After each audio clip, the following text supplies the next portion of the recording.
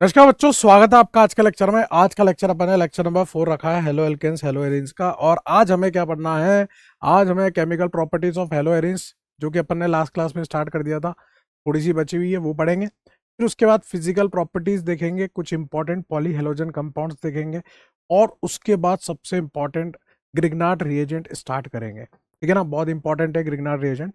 अब आज के लेक्चर के बाद, मतलब ये लेक्चर नंबर 4 में ग्रिग्नार्ड रिएजेंट अपन स्टार्ट कर लेंगे। लेक्चर 5 में भी ग्रिग्नार्ड रिएजेंट रहेगा, और मतलब जो नेक्स्ट लेक्चर आएगा उसमें मैं नीचे पीवाईक्यूज भी अटैच कर दूंगा, तो आप करना। और लेक्चर नंबर 6 में फिर अपन पीवाईक्यूज का डिस्कशन वगैरह देख लेंगे। ठीक है, तो चलिए गुड्डू भैया माहौल बनाते हैं।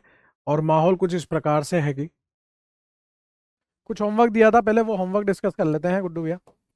यहाँ पर देखिए, ये OH दिया है, SOCl2 हीट SNI करेगा ना आपका SNI, तो यहाँ से ये वैच पर Cl आ जाएगा। यहाँ से SN2 होगी तो यहाँ पर डैश पर Cl आ जाएगा। यहाँ से SN2 होगी तो ये डैश पर Br आ जाएगा आपका। यहाँ पर SN2 होगी तो यहाँ पर डैश पर आपका क्या आ जाएगा? आयोडीन आ जाएगा। यहाँ पर SN2 होगी तो यहाँ डैश पर आपका Cl आ जाएगा। यहाँ SN1 होगी, SN1 होगी तो पहले तो यहाँ कैटायन बनेगा, फिर ये 1 है, ये 2 है, यहाँ होगा रिंग एक्सपेंशन। 2 से बॉन्ड तोड़ूंगा, 1 से जोड़ूंगा, डिजाइन चेंज करूंगा, 1 का कैटायन 2 पे आ जाएगा। इसको तमीज से लिखूंगा, अब तो ये याद ही हो गया होगा आपको, ऐसा बन जाएगा। फिर ये 1 है, ये 2 है, इसमें 1 2 हाइड्राइड शिफ्ट लगाऊंगा। 1 2 हाइड्राइड शिफ्ट लगाने के बाद ये कैटायन ऐसा बन जाएगा। फाइनली इस पे Cl माइनस का अटैक कराएंगे तो ये बन जाएगा 1 क्लोरो 1 मिथाइल साइक्लोहेक्सेन। सिमिलरली जब आप कंसंट्रेटेड H2SO4 हीट करोगे, इवन होगी, कैटायन बनेगा, पूरा रीअरेंज करके यहां तक पहुंचेगा। अब इस कैटायन के रेस्पेक्ट में यहाँ अल्फा, यहाँ अल्फा, यहाँ अल्फा, ये दोनों अल्फा तो सेम है, तो यहां से दो प्रोडक्ट पॉसिबल है, एक तो ऐसा वाला और एक ऐसा वाला। इसमें देखोगे ना तो यहाँ यहाँ यहाँ 4 3 7 अल्फा हाइड्रोजन है, और यहाँ देखोगे तो 4 अल्फा हाइड्रोजन है, तो ये वाला आपका मेजर प्रोडक्ट हो जाएगा। POCl3 हीट के साथ E2 होगी, दिस इज तो alpha, this is beta, this is beta. एक प्रोडक्ट ऐसा बन जाएगा, एक ऐसा बन जाएगा। इसके लिए अल्फा अल्फा अल्फा 7 है, इसके लिए अल्फा 1 है, तो ये वाला आपका मेजर हो जाएगा गुड्डू भैया। रेड फॉस्फोरस HI ये बना देगा। क्लियर है? मेरे हिसाब से बात क्लियर होनी चाहिए गुड्डू भैया को। नेक्स्ट क्वेश्चन देखिए, SOCl2 हीट है, SNI होगी, यहां पर भी SNI किया था अपन ने, वैच का माल वैच पर ही रखा था, रिटेंशन प्रोडक्ट बनता है ना, तो वैसे ही यहां पर भी पहले बात तो रिटेंशन बनेगा, OH की जगह Cl। यहाँ SN2 होगी, यहाँ इन्वर्जन प्रोडक्ट बनेगा, डैश पर Cl। यहाँ पर SN2 होगी, डैश पर Br। यहाँ पर SN2 होगी, डैश पर आयोडीन। यहाँ SN2 होगी, यहाँ डैश पर Cl। यहाँ पर SN1 होगी, SN1 होगी तो आपका कैटायन बनेगा। अब इस कैटायन के लिए आप देखो ना, ये अल्फा है, ये अल्फा है, टोटल 5 अल्फा हाइड्रोजन है। अब ये रीअरेंज नहीं करेगा, सो लेकिन रीअरेंज कर दो ना, उसके बाद तो झमाझम मस्त बन जाएगा। हर बार पिछले वाले से ज्यादा स्टेबल बनना चाहिए। यहाँ Cl माइनस का अटैक कराओगे ना तो ये कायरल सेंटर बन के दो प्रोडक्ट बनेंगे, र भी बनेगा और स भी बनेगा।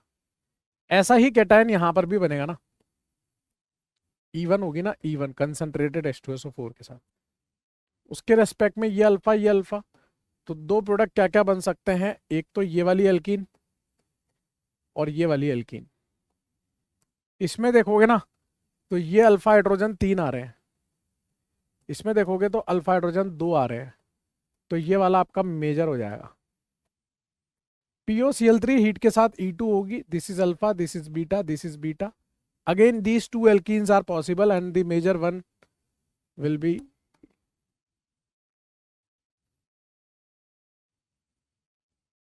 लाइक दिस, यही आपकी मेजर हो जाएगी वहां पे भी। रेड फॉस्फोरस HI ऑक्सीजन को गायब कर देगा। चेक कर लीजिए आप, चेक कर लीजिए गुड्डू भैया जी। ये एक जखीरा दिया था, इसको सॉल्व कर लेते हैं गुड्डू भैया, इस जखीरे को सॉल्व कर लेते हैं। आइए, इस अल्कोहल से ये Br और वेज का डैश पे हो रहा है, तो ये काम कौन कर सकता है आपका, PBr5 हीट कर सकता है, या PBr3 हीट भी कर सकता है, या P+Br2 हीट भी कर सकता है। अब यहां पर AgF हीट दिया है, SN2 होगी, एक बार फिर से ये वेज पर चला जाएगा। अल्कोहलिक QH हीट दिया है, E2 होगी, और यही गेम चेंजिंग था बस। ये क्या है आपका पुअर लिविंग ग्रुप, तो यहाँ पर E2 हॉफमैन होगी और मेजर प्रोडक्ट ये बनेगा। कोई बात नहीं गुड्डू, अरे यार कि पूरा गलत हो ये जल्दीबाजी में सर, यही तो समझाता हूँ आपको मैं। हे प्रभु, ये क्या हुआ। तो यहाँ पर E2 हॉफमैन होगी, E2 हॉफमैन, तो मेजर प्रोडक्ट आपका ये वाली एल्कीन बनेगी, पुअर लिविंग ग्रुप है वो। HBr के साथ मार्कोनिकोव विद रीअरेंजमेंट, तो यहाँ Br लगेगा। HBr पेरोक्साइड के साथ यहाँ Br लगेगा, Markovnikov without rearrangement, sorry, anti Markovnikov rule without rearrangement. Sodium ट्राइथर के साथ यही माल डबल हो जाएगा, तो एन ऑक्टेन बन जाएगा, 4 5 6 7 8 एन ऑक्टेन बन जाएगा। अब एन ऑक्टेन मोलिब्डेनम ऑक्साइड के साथ दो तरह की डिजाइन में लिखा जा सकता है, एक तो ऐसा और एक ऐसा, दोनों ही एन ऑक्टेन है। इस तरह से प्रोडक्ट बनेगा, इथाइल बेंजीन और ऑर्थोजाइलिन। तो एक तो बन जाएगा आपका इथाइल बेंजीन और एक बन जाएगा आपका ऑर्थोजाइलिन, ठीक है ना। एक्वस KOH के साथ आप SN2 कराओगे सर, तो यहाँ Br की जगह OH आ जाएगा। SOCl2 हीट करोगे, SNI होगी और यहाँ पर Cl आ जाएगा। MeOH हीट यहाँ E1 होगी, पोलर प्रोटिक सॉल्वेंट के साथ हीट दिया है, तो पहले तो जहां Cl लगा है वहां के टैन, फिर वो रीअरेंज करेगा 1,2 हाइड्राइड शिफ्ट लगा के, तो ये आपका 1 होगा, ये 2 होगा, तो केटाइन यहाँ पहुंच जाएगा। इसके रेस्पेक्ट में 5 अल्फा हाइड्रोजन है, यहाँ पर आपके 2 ही थे, यहां से आपकी एल्कीन बनेगी और हमें स्टेबल एल्कीन ये मिलेगी। फिर जब आप इसका ओजोनोलिसिस कराओगे O करके, तो यहां से आपको 2 मोल एसीटल्डिहाइड मिलेंगे, क्योंकि रिडक्टिव ओजोनोलिसिस है। Zinc Hg concentrated HCl CO को गायब कर देगा, मतलब ये आपका वो बना देगा एल्केन। फिर Br2HNu एक Br लगा देगा, फिर अल्कोहलिक QH हीट उसको एल्कीन बना देगा, अल्फा से Br, बीटा से H। Br2 से Cl4, इस पे 2 Br लगा देगा एंटी एडिशन करके। ओपन चेन में क्या सिन और क्या एंटी, 4 मोल NaNH2, 2 मोल होते तो एक HBr एक HBr, मतलब 2 मोल से तो यहां तक की घटना घटती। तीसरा मोल इस H को खा जाता एसिड बेस करके, चौथा मोल इस H को खा जाएगा एसिड बेस करके, तो यहां से क्या बनेगा, नाकीना Na+C- triple bond C- Na+। अब ये C- इस CH3 पे अटैक कर सकता है, ये माइनस भी इस पे अटैक कर सकता है, तो दोनों तरफ से आपको क्या मिलेगा, CH3 C triple bond C CH3 H2PDSO4, इसको सिस एल्कीन में कन्वर्ट कर देगा, और इससे ये बनाने का है HBr डाल दो ना, HBr डालोगे तो वो बन जाएगा, ठीक है सर। यहां से आप अल्कोहलिक QH हीट करोगे, E2 होगी, ऐसी एल्कीन बनेगी आपकी। फिर इसका ओजोनोलिसिस करोगे ना, यहां से OO, तो एक प्रोडक्ट तो आपको मिलेगा ऐसा प्रोपेनल, और एक मिलेगा formaldehyde. Concentrated H2SO4 heat E1 करेगा, जहां OH है वहां के टैन, फिर रीअरेंज करके वैसा, और स्टेबल एल्कीन आपको ऐसी मिल जाएगी। फिर ओजोनोलिसिस करोगे, लेकिन अब की बार इसने बोला है ऑक्सीडेटिव ओजोनोलिसिस, O3 वाटर दे रखा है, तो यहां से जो बनेगा वो कार्बोक्सिलिक एसिड बनेगा इस तरह से, ठीक है। सोडा लाइम दे रखा है, CO2 हट जाएगा, यहां से मीथेन गैस बनेगी। रेड फॉस्फोरस HI ऑक्सीजन गायब करके इथेन बना देगा, और Br2 H एक Br लगा देगा। फिर इससे ये बनाने का है, तो माल पहले तो डबल करना पड़ेगा। तो पहले तो आप डालोगे सोडियम ट्राईथर, उससे एन ब्यूटेन बनेगा। फिर आप क्या करोगे, Br2 H 1 मोल। तो सोडियम ट्राईथर से ऐसा हो जाएगा, फिर इस पे Br लग जाएगा। समझिए आप, हो गया क्या पूरा सॉल्व? पूरा का पूरा सॉल्व हो गया। चेक कर लीजिए आप। क्या आप लोगों ने ऐसे ही किया है गुड्डू भैया? बोलिए ना सर, बोल क्यों नहीं रहे हैं सर? बोलिए बोलिए बोलिए। चलिए सर, ये आपका पूरा होमवर्क डिस्कस हो गया। अब लास्ट क्लास में अपन केमिकल प्रॉपर्टीज ऑफ हेलोएरिन पढ़ रहे थे, उसमें अपन ने एक SNEA मैकेनिज्म, डाउस प्रोसेस या बेंजाइन मैकेनिज्म देखा था। उसकी सेकंड केमिकल प्रॉपर्टी है SN2AR, या उसको SNAE रिएक्शन भी बोलते हैं। वही केमिकल प्रॉपर्टीज चल रही है हेलोएरिन की। This is also very very very important. डाउस process is very important, then this is very very important. ये उससे भी ज्यादा इंपॉर्टेंट है। इसका मैकेनिज्म भी NCERT में भी गिवन है, तो सारी चौड़ में बातें करनी पड़ेंगी। इसमें 3 रिएक्शन है, वेरी सिंपल सी, कि आपने पैरा नाइट्रोक्लोरोबेंजीन ले लिया, इसकी रिएक्शन आप करा रहे हो, यहां पर आप NaOH ले रहे हो, और आपने pH को इतना ज्यादा लिया है, फुल बेसिक माहौल, और 150 डिग्री सेल्सियस पे इसको गर्म किया है। यहां से क्या बन गया, पैरा नाइट्रोफिनॉल। यहां पर आप क्या कर रहे हो, यही पूरा का पूरा ले रहे हो, और यहां से ना थोड़ा सा इसको इधर सरका देता हूं मैं। अब यहां पर आपने एक और NO2 लगा दिया। अब आपका काम 10 pH पे हो जाएगा, 100 डिग्री सेल्सियस पे, और यहां से ये प्रोडक्ट आपको देखने को मिलेगा। यही चीज आप, यही चीज आप अगर यहां पर इस तरह से करते हो, एक NO2 और लगा दो, तो ये काम आपका जो है वो यहां पर एक NO2 और आ जाएगा, गर्म पानी से हो जाएगा। गर्म पानी ढोल दो इसके ऊपर, या फिर आप इसमें NaOH डालना चाहते हो तो 40 डिग्री पे ये काम हो जाएगा, 40 डिग्री पे ये काम हो जाएगा। तो बेसिकली होता क्या है कि इस क्लोरीन की जगह पर OH सब्सटीट्यूट हुआ है। वैसे तो होना नहीं चाहिए था, पार्शियल डबल बॉन्ड कैरेक्टर है, लेकिन इसके ऑर्थो या पैरा पोजीशन पे स्ट्रॉन्ग इलेक्ट्रॉन विड्रॉइंग ग्रुप आने की वजह से इसके इलेक्ट्रॉन को ये NO2 चूस लेता है, तो ये एक अच्छा इलेक्ट्रोफाइल की तरह बन जाता है ना। जितने ज्यादा NO2 होंगे उतना बढ़िया ये इलेक्ट्रोफाइल बन जाएगा, उतनी जल्दी या उतने कम ड्रास्टिक कंडीशन में रिएक्शन हो जाएगी। यहां 150 डिग्री और फुल बेसिक माहौल ले रखा है, यहां थोड़ा कम में काम चलेगा। 3 NO2, इसकी तो बैंड ही बजी होगी बेंजीन की, तो ये और जल्दी सब्स्टिट्यूशन कर देगा। अब ऐसा कैसे हो रहा है, मैकेनिज्म से पता चलेगा, इसको नोट कर लीजिए आप। पहले, इससे पहले वाली रिएक्शन में जो है ये NO2 गिवन नहीं था, यहां NO2 है।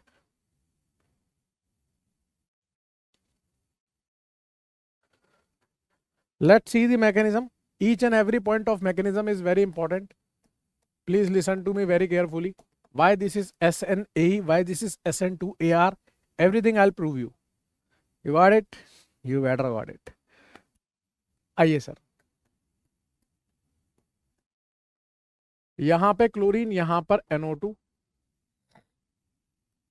इसकी रिएक्शन हमें NaOH बोले तो OH माइनस से करानी है।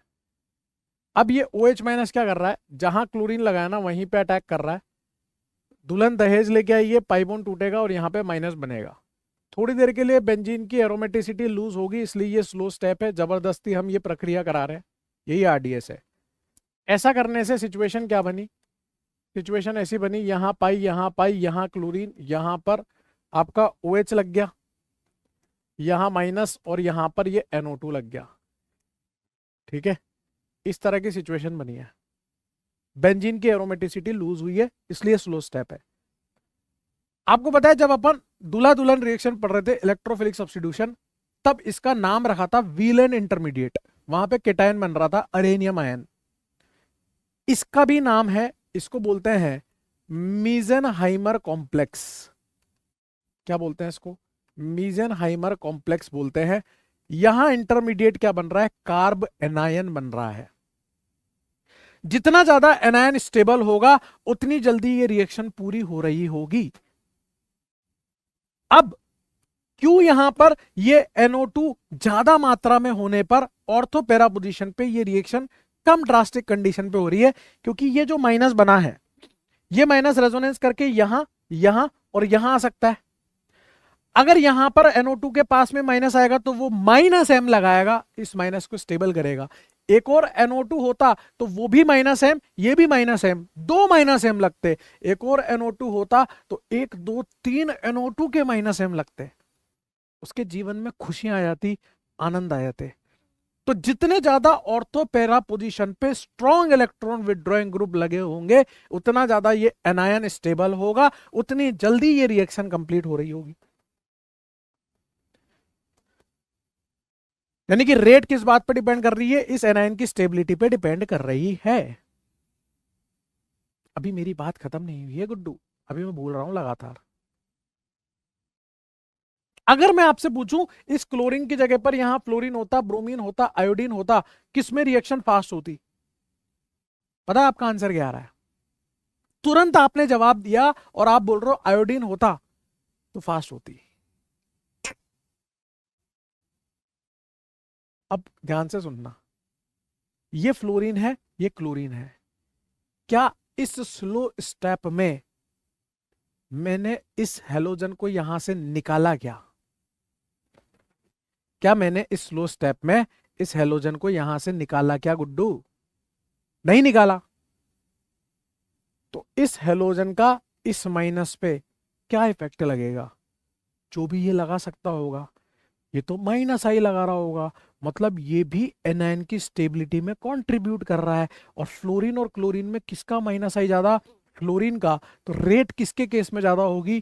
फ्लोरीन में, फिर क्लोरीन में, फिर आपका ब्रोमीन आएगा, फिर आपका आयोडीन आएगा गुड्डू।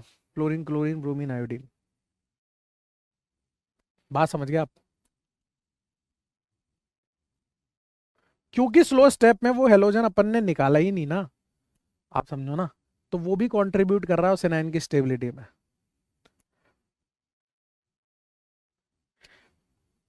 अब नेक्स्ट स्टेप में क्या हो रहा होगा? ये माइनस इतनी देर तक थोड़ा रहेगा, बेंजीन की एरोमेटिसिटी वापस लौटानी है। कार्बन, ऑक्सीजन, कार्बन, क्लोरीन, कौन सा बॉन्ड जल्दी टूटेगा? क्लोरीन वाला। यहां से Cl- निकल जाएगा, क्या बन जाएगी? यहां पाई, यहां पाई, यहां पाई, यहां पर O, यहां पर NO2। लेकिन माहौल फुल बेसिक है, pH 14 ले रखा है, तो ये OH नहीं, यहाँ O- बन जाएगा। और ये स्टेप कैसी होगी? फास्ट स्टेप, क्योंकि बेंजीन की एरोमेटिसिटी लौट के आ रही है। हमें प्रोडक्ट कैसा चाहिए? न्यूट्रल चाहिए। न्यूट्रल प्रोडक्ट के लिए हम क्या करते हैं? अंत में एसिड की टपक टपक टपक बूंद डाल देते हैं, जिससे कि वो H+ लेके अपने आप को प्रोडक्ट न्यूट्रलाइज कर ले। तो आप देखिए यहां पर Cl की जगह पर OH लग गया। सबसे पहले यहां पर OH- जुड़ा है, मतलब ये स्टेप कैसी है? आपकी एडिशन स्टेप है।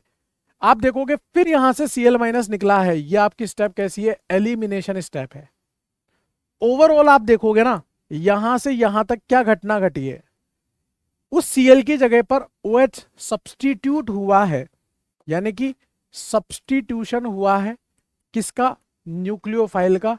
कैसे? पहले addition then elimination, via addition then elimination. अगर इसको शॉर्ट में लिखूं तो SNAE, ये कौन सी रिएक्शन है? SNAE रिएक्शन है, substitution, nucleophilic addition then elimination. यहां पर एरोमेटिक रिंग पर न्यूक्लियोफाइल का सब्सटीट्यूशन हुआ है, इसलिए ये न्यूक्लियोफिलिक एरोमेटिक सब्स्टिट्यूशन है। अब ये बायोमोलिकुलर SN2AR, 2 प्रूफ कर रहा हूं, 2 क्यों है? जितना तगड़ा ये न्यूक्लियोफाइल होगा उतनी जल्दी अटैक करेगा। जितने ज्यादा इस पे NO2 लग रहे होंगे उतनी जल्दी ये अटैक कर पाएगा। स्लो स्टेप में इसका भी रोल है और इसका भी रोल है, दोनों ही रोल दिखा रहे हैं, दोनों ही भागीदारी दिखा रहे हैं, दोनों का पार्टिसिपेशन आ रहा है। यानी कि इस रिएक्शन की मॉलिक्यूलरिटी क्या होगी, 2 होगी। That's why this is SN2AR, aromatic nucleophilic substitution biomolecular. अब वो सारे पॉइंट्स, कितने स्टेप की रिएक्शन है, देखो वैसे तो 2 ही स्टेप की रिएक्शन है, ये और ये, वो तो एडिशनल स्टेप है प्रोडक्ट को न्यूट्रलाइज करने के लिए। आप 2 लिख लो 3 लिख लो कोई फर्क नहीं पड़ रहा। स्लो स्टेप कौन सी है इसमें, स्लो स्टेप आपकी फर्स्ट स्टेप है, पहली स्टेप स्लो स्टेप है। अगर मैं यहां पर रेट की बात करूं तो रेट किन किन पे डिपेंड कर रही है, आपके सबस्ट्रेट पे भी डिपेंड कर रही है जितने NO2 होंगे, और आपके न्यूक्लियोफाइल पे भी डिपेंड कर रही है। इसका भी कोफिशिएंट 1, इसका भी कोफिशिएंट 1, देयरफॉर ऑर्डर 2 हो गया, मॉलिक्यूलरिटी इसकी 2 हो गई। अगर मैं यहाँ पर इंटरमीडिएट की बात करूं तो यहाँ पे कार्ब एनायन इंटरमीडिएट बनता है। यहाँ पर हम एट द एंड एसिड की बूंदे डाल रहे हैं प्रोडक्ट को न्यूट्रलाइज करने के लिए। एट द एंड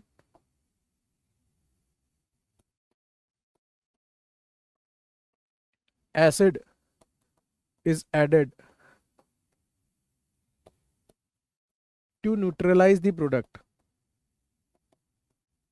प्रोडक्ट को न्यूट्रलाइज करने के लिए हमने एसिड की बूंदे डाली है। क्लियर है। जितने ज्यादा ऑर्थो पैरा पोजीशन पे strong electron withdrawing group NO2 लगे होंगे उतनी जल्दी रिएक्शन कंप्लीट होगी। तो यहां पर वो बात भी लिख लेते हैं कि more is the number of electron withdrawing group at ortho para, more will be the rate of reaction। उतनी ज्यादा रिएक्शन की रेट हो जाएगी। होपफुली आपको बात समझ में आ गई होगी।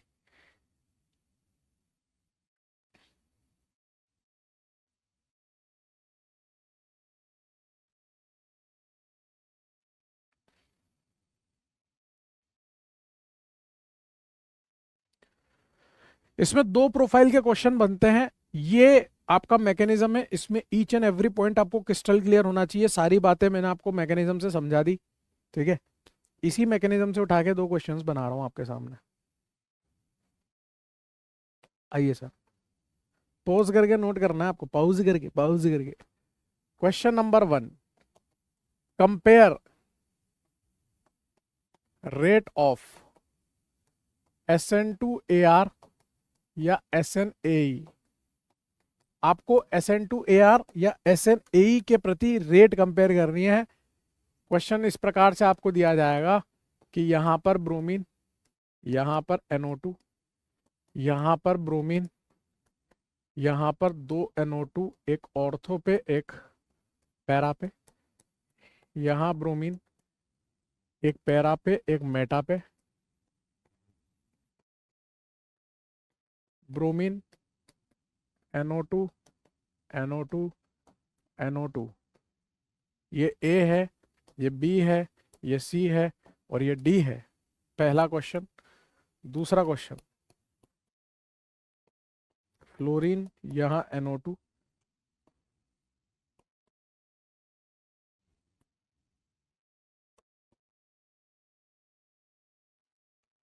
क्लोरीन, ब्रोमीन, यहां iodine. A B C D। करिए आंसर बताइए गुड्डू भैया, बता दीजिए गुड्डू भैया, शर्माइए नहीं। शेर कभी शर्माता है क्या, शेर और शेरनी कभी शर्माते नहीं है गुड्डू भैया।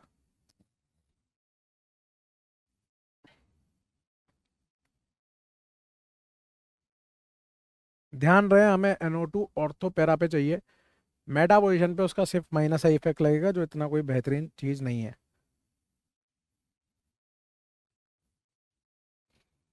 देखिए सर, यहाँ NO2 -M लगाएगा, यहाँ पर भी माइनस एम, यहाँ पर भी माइनस एम। यहाँ ये वाला तो माइनस एम लगाएगा, लेकिन ये माइनस आई लगाएगा। यहाँ पर ये भी minus M, minus M, minus M. मुझे ज़्यादा से ज़्यादा माइनस एम चाहिए। सबसे आगे डी हो जाएगा, फिर बी हो जाएगा, फिर सी हो जाएगा, फिर ए हो जाएगा। डी, बी, सी और ए। मैंने आपको बोला कि फ्लोरीन, क्लोरीन, ब्रोमीन, आयोडीन में जो रेट का ऑर्डर आएगा वो ए बी सी डी आएगा, क्योंकि ये स्लो स्टेप में निकलते नहीं है, इनका खुद का भी रोल होता है माइनस आई वाला। ए बी सी डी आ जाएगा। एक तरह के क्वेश्चन तो ये आएंगे रेट वाले, नोट कर लीजिए, आप चेक कर लीजिए।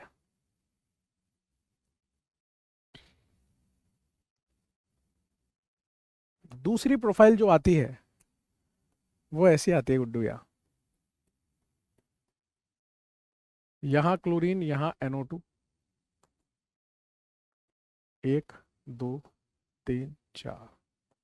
इसकी रिएक्शन NaOH हीट के साथ, इसकी रिएक्शन NaNH2 हीट के साथ, OMe हीट के साथ, और इस तरह से ये ले लो NH, है ना, हीट के साथ। क्या प्रोडक्ट बनेंगे वो आपको बताना है।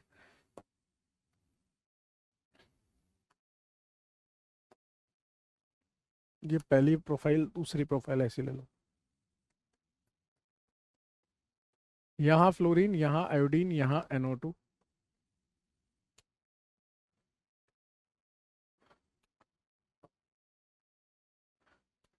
NaOH हीट,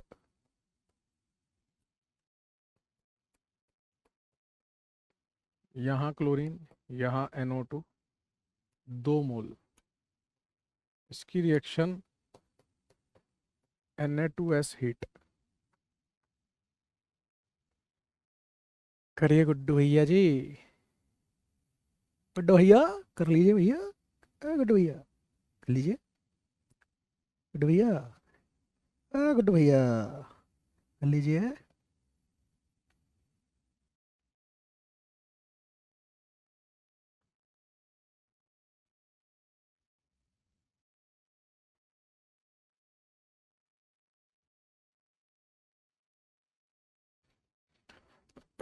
देखिए सर, क्लोरीन को रिप्लेस करना है OH माइनस से, यहाँ पे बनेगा पैरा नाइट्रोफिनॉल, यहाँ बनेगा पैरा नाइट्रो एनिलीन, यहाँ पर मिथॉक्सी लग जाएगा, ये OMe, यहाँ NO2, और यहाँ पर ये पूरा नाइट्रोजन वाला कंपाउंड लग जाएगा इस तरह से। एक्चुअल में ये NH प्लस करके लगेगा, फिर वो जो Cl माइनस निकलेगा ना वो इस H प्लस को ले लेगा। ठीक है, चेक करिए, यही बनाया गया आप लोगों ने।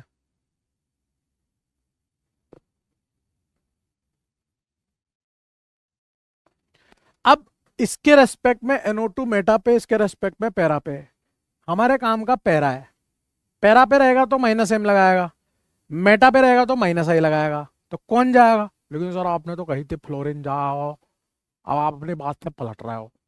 अरे भैया, अगर आप फ्लोरीन को भेजोगे तो दोनों का माइनस आई लग रहा है, अगर आप आयोडीन को भेजोगे तो इसका माइनस आई, इसका माइनस एम, तो किसको भेजोगे? आयोडीन को। फ्लोरीन वैसा का वैसा रहेगा ना, ये फ्लोरीन मेंटेन रहेगा। हमें जो चाहिए वो ऑर्थो पैरा पे चाहिए। ठीक है, ये थोड़ा बढ़िया क्वालिटी का क्वेश्चन है, बताइए जरा क्या कहना है आपका।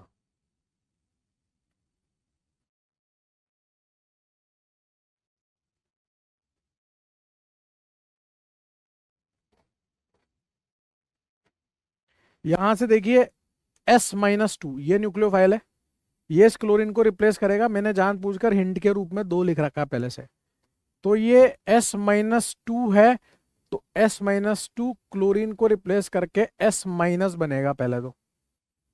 अब ये अपने आप में न्यूक्लियोफाइल है माइनस होने की वजह से, ये क्या करेगा अगली बेंजीन पर, अगली क्लोरोबेंजीन पर, ये जो अगला क्लोरोबेंजीन है ना, यहां पर Cl, यहां पर NO2, ये पूरा का पूरा S- इस क्लोरीन की जगह पे आएगा।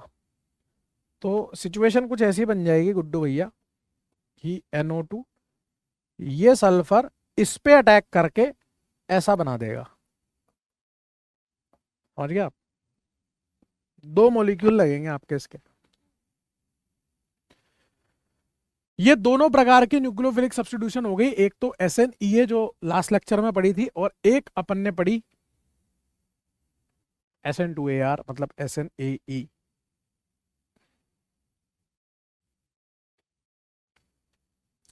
नेक्स्ट जो केमिकल प्रॉपर्टी है वो दूल्हा दुल्हन रिएक्शन, इलेक्ट्रोफिलिक सब्स्टिट्यूशन रिएक्शन, दूल्हा दुल्हन वाली जो है वही नाइट्रेशन हेलोजिनेशन वाली। ये आपका क्या है, हेलो बेंजीन। और ये हेलोजन जो लगा है इसका -I + M से ज्यादा होता है। ये है तो डीएक्टिवेटिंग, लेकिन उसके बावजूद ये कैसा है, ऑर्थो पैरा डायरेक्टिंग है। ऑर्थो पैरा डायरेक्टिंग, यहाँ 1 2 3 और ये 4। इसकी रिएक्शन आपको किससे करानी है, concentrated HNO3 plus concentrated H2SO4 heat से। इसकी रिएक्शन करानी है X2 + AlX3 या फिर X2 + FeX3 या फिर X2 + Fe हीट से। इसकी रिएक्शन करानी है RX + एनहाइड्रस AlX3 हीट से। इसकी रिएक्शन करानी है RCOX + एनहाइड्रस AlX3 हीट से। ठीक है गुड्डू। अब यहां से जो दुल्हन आएगी वो आएगी NO2+, यहां से जो दुल्हन आएगी वो आएगी X+, यहां से जो दुल्हन आएगी वो आएगी R+, यहां से आएगी RCO+, बोले तो इलेक्ट्रोफाइल। अब ये वाली दुल्हन जो है वो रीअरेंज भी हो सकती है, आपको पता है, रीअरेंज इफ पॉसिबल। बस इनको कहाँ जोड़ना है, ऑर्थो पे और पैरा पे। यहाँ जो प्रोडक्ट बनेगा वो ऐसा बनेगा, इस हेलोजन के रेस्पेक्ट में ये NO2 ऑर्थो पे, इस हेलोजन के रेस्पेक्ट में ये NO2 पैरा पोजीशन पे, और पैरा वाला जो है वो मेजर बनेगा, क्योंकि यहाँ पर तो क्या आ जाएगा, रिपल्शन आ जाएगा। सेम चीज यहाँ पर भी होगी, कॉपी पेस्ट कर रहा हूँ, करने का रीजन बता रहा हूँ कि यहाँ से कुछ नहीं होगा, यहाँ पे 2 हेलोजन लग जाएंगे, पैरा वाला मेजर होगा। सेम चीज यहाँ पर भी होगी गुड्डू भैया, बस यहाँ पर इस X की जगह पर R लग जाएगा, और वही चीज यहाँ पर भी होगी, बस इस X की जगह पर, सॉरी R की जगह पर COR लग जाएगा। मेजर प्रोडक्ट पैरा वाले होंगे सभी में। ठीक है, ये फायदा होता है हाइड्रोकार्बन का, वहां चौड़ में सब कुछ देख ही लिया।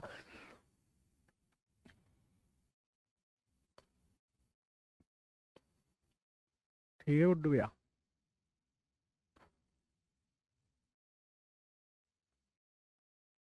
और देखो, पोज करके करना था यार, ठीक है, थोड़ा सा वीडियो को रोक के करना था। नेक्स्ट वो भी पढ़ रखी है आपने, याद है, फिटिक रिएक्शन। हेलो एरिन की है ना, अपन केमिकल प्रॉपर्टी पढ़ रहे हैं। फिटिक रिएक्शन सुनिए आपने, जैसे ये अराइल हैलाइड है, इसकी रिएक्शन किससे कराने का है, सोडियम ड्राइथर से। जब आप इसकी रिएक्शन सोडियम ड्राइथर से कराओगे ये माल डबल हो जाएगा, 2 बेंजीन लग जाएगी बाइफिनाइल। अगला आइटम है Wurtz Fittig, Wurtz Fittig reaction. Wurtz Fittig में क्या होगा, वुड्स अपना अल्काइल हैलाइड लेके आएगा, फिटिक अपना अराइल हैलाइड लेके आएगा, सोडियम ट्राईथर की प्रेजेंस में ये माल चिपक जाएंगे रेडिकल बन के। ये दोनों चोर थे, चाचा उल्मान का फॉर्मूला चुराया, मॉडिफाई किया। मेन तो चाचा उल्मान ने रिएक्शन दी थी। आयोडीन वाले कंपाउंड्स को चाचा उल्मान तांबे के बर्तन में गर्म करते थे। ये आयोडीन वाला कंपाउंड है, चाचा उलमान जो है इसको तांबे के बर्तन में गर्म करते थे, इसी फॉर्मूले को चुराया वुड्स और फिटिक ने। ठीक है गुड्डू भैया, नोट कर लीजिए। ये आपका पूरा का पूरा केमिकल प्रॉपर्टीज ऑफ हेलोएरिन खत्म होता है। अब फिजिकल प्रॉपर्टीज पढ़ेंगे। अजी सेठ जी, एक क्वेश्चन करो, ये जखीरा सॉल्व करो अभी के अभी। ये जखीरा सॉल्व करेगा गुड्डू स्वयं। गुड्डू भैया स्वयं इस जखीरे को सॉल्व करते हुए वीडियो को पॉज करके फिर जखीरे को सॉल्व करना। पॉज करो फिर सॉल्व करो।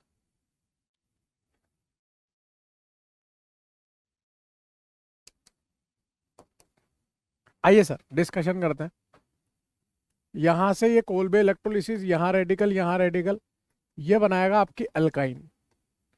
इस अल्काइन में जब आप रेड हॉट आयरन ट्यूब डालोगे तो ये बनेगी बेंजीन। बेंजीन मर, देखो कितनी गंदी बेंजीन थी। Cl2AlCl3, यहां से दुल्हन Cl+, तो ये बनेगी आपकी क्लोरोबेंजीन। NaOH हीट करोगे तो ये डाउस प्रोसेस SnEa वाला, ठीक है, बेंजाइन मैकेनिज्म, तो यहाँ OH आ जाएगा फिनॉल। फिनॉल पे जिंक डस्ट हीट कराओगे तो बेंजीन बन जाएगी। फिर Br2Al Br3 Br+, तो यहाँ से ये ब्रोमो बेंजीन में बदल जाएगा। सारी रिएक्शन रिवाइज हो जाएगी। अभी ब्रोमीन के रेस्पेक्ट में हमें यहाँ Cl+ को लगाना है, तो मेजर प्रोडक्ट बनाना है, या तो ऑर्थो बनता है या पैरा, तो पैरा वाला मेजर बन जाएगा ना। ठीक है, यहां से जो दुल्हन आएगी वो CH3+, ये ऑर्थो पैरा डायरेक्टिंग होता है, तो मेजर प्रोडक्ट कौन सा बनेगा, पैरा वाला। पैरा पोजीशन पे मिथाइल लग जाएगा। नाइट्रेशन कराना है, दुल्हन होगी NO2+, तो पैरा पोजीशन वाला मेजर हो जाएगा पैरा नाइट्रो, है ना। इसमें NaOH हीट कराओगे, ये SN2AR वाली रिएक्शन है, SNAE वाली, Br की जगह OH आ जाएगा, पैरा नाइट्रो फिनॉल बन जाएगा आपका। और NaNH2 कराओगे तो पैरा नाइट्रो एनिलीन बन जाएगा। ठीक है सर। कौन से कार्बाइड के हाइड्रोलिसिस से ये बनेगा, कैल्शियम कार्बाइड के हाइड्रोलिसिस से ये बनेगा। पूरा सॉल्व हो गया। अब पूरी तरह से आपकी केमिकल प्रॉपर्टी ऑफ हेलोएरिन खत्म हो गई। अब फिजिकल प्रॉपर्टीज की बात करेंगे हेलो एल्केन हेलो एरेन की, जो एनसीईआरटी में गिवन है वो मैं आपको पूरी की पूरी मैंने स्लाइड्स प्रिपेयर करवा रखी है। जितना सफिशिएंट है वो लिखा हुआ है, और जो मुझे लिखना होगा वो मैं लिखूंगा उस पर। उसके बाद फिर अपना ग्रिग्नार्ड रिएजेंट स्टार्ट होगा। मैं इस फाइल के नीचे PYQs अटैच करूंगा, जो PYQs आप ट्राई करोगे पूरे, उसके बाद उसका डिस्कशन वाला पार्ट देखोगे। चलिए sir, physical property of halo alkane halo arene. सबसे पहले स्टेट की बात करते हैं कि सॉलिड होएगा, लिक्विड होएगा, गैस होएगा। तो जो लोअर हेलो एल्केन्स होते हैं, जैसे मिथाइल क्लोराइड हो गया, मिथाइल ब्रोमाइड हो गया, इथाइल क्लोराइड हो गया, वो गैस होते हैं, छोटे हैं, हल्के हैं, वॉन्डरवॉल फोर्सेस कम होंगे तो गैसियस फॉर्म में होंगे। जैसे ही आप उसमें कार्बन बढ़ाते जाओगे, यानी कि मॉलिक्यूलर वेट बढ़ेगा, तो वॉन्डरवॉल फोर्सेस बढ़ेंगे, तो नजदीक आएंगे, तो गैस से वो लिक्विड में कन्वर्ट होते चले जाएंगे। तो हायर हेलो एल्केन्स या तो लिक्विड होते हैं या सॉलिड होते हैं। अब जो एरोमेटिक वाले हैं, बेंजीन क्लोराइड जैसे लिखा हुआ है, क्लोरोबेंजीन, तो इसमें तो 6 कार्बन है। 6 कार्बन है तो पक्की बात है या तो ये लिक्विड होगा या सॉलिड होगा, गैस तो नहीं हो सकता। वही बातें यहाँ पे लिखी हुई है। ठीक है, नॉर्मल बात थी। फिर अगर मैं कलर की बात करूं, तो जितने भी हेलो एल्केन्स हेलो एरेन्स होते हैं वो कलरलेस होते हैं, उनमें कोई कलर नहीं होता। लेकिन कुछ ब्रोमाइड्स और आयोडाइड्स, जैसे आयोडोफॉर्म हो गया, ये कलर जनरेट कर लेते हैं एटमॉस्फेरिक ऑक्सीडेशन पे। All haloalkanes are colourless in pure form. Some bromides and iodides generates colour in presence of light. Sunlight की प्रेजेंस में वो कलर जनरेट कर लेते हैं। स्मेल की बात करें, ऑर्डर की बात करें, तो जो लोअर हेलो एल्केन्स होते हैं, जो वोलेटाइल नेचर के होते हैं, जो गैसियस फॉर्म में होते हैं, वो फिशी स्मेल होती है उनकी, सॉरी स्वीट स्मेल होती है।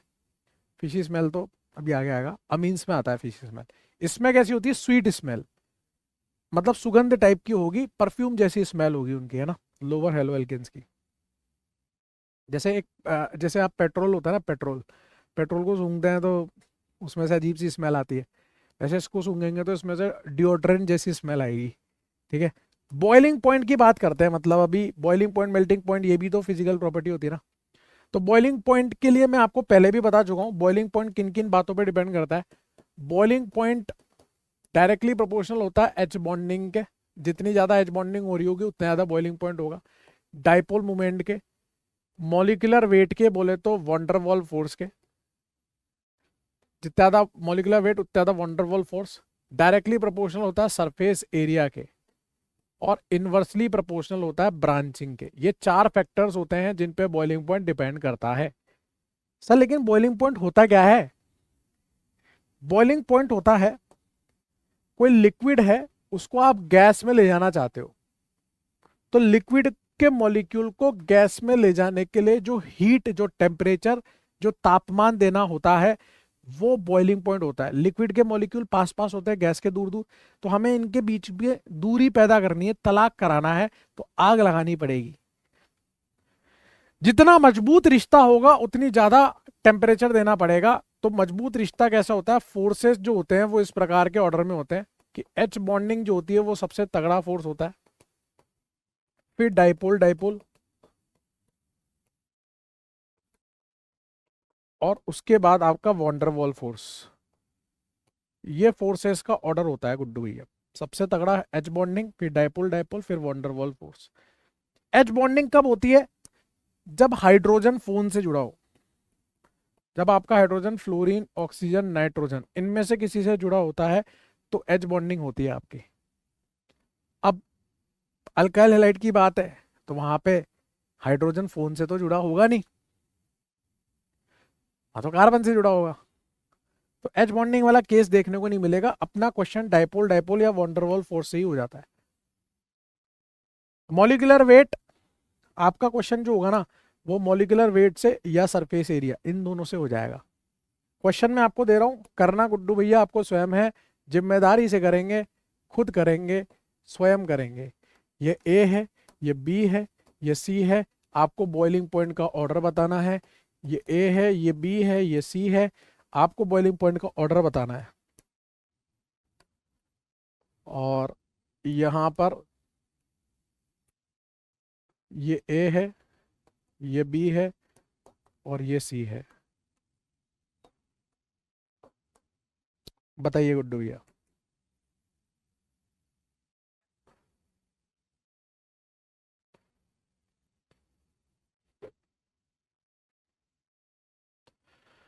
देखो सब में क्लोरीन क्लोरीन क्लोरीन तो सेम है, इसमें 4 कार्बन, इसमें 3 कार्बन, इसमें 2 कार्बन, जितने ज्यादा कार्बन उतना ज्यादा मॉलिक्यूलर वेट, उतना ज्यादा बॉइलिंग पॉइंट, तो a greater than b greater than c. ये बॉइलिंग पॉइंट का ऑर्डर आ गया। यहां पर ये अल्काइल वाला पार्ट तो सेम है। अब जो डिपेंडेंसी आ रही है वो क्लोरीन, आयोडीन, ब्रोमीन पे आ रही है। जिसका मॉलिक्यूलर वेट ज्यादा होगा वो जीत जाएगा। तो आयोडीन का सबसे ज्यादा, फिर ब्रोमीन का, फिर क्लोरीन का। ये बॉइलिंग पॉइंट का ऑर्डर है, बी सी ए। यहां देखोगे 4 carbon chlorine, 4 carbon chlorine, 4 carbon chlorine, लेकिन इसमें लीनियर स्ट्रक्चर है, सरफेस एरिया ज्यादा है। ये ब्रांच स्ट्रक्चर है, सरफेस एरिया कम है। सरफेस एरिया ज्यादा होगा, बॉइलिंग पॉइंट ज्यादा होगा, a greater than b greater than सी।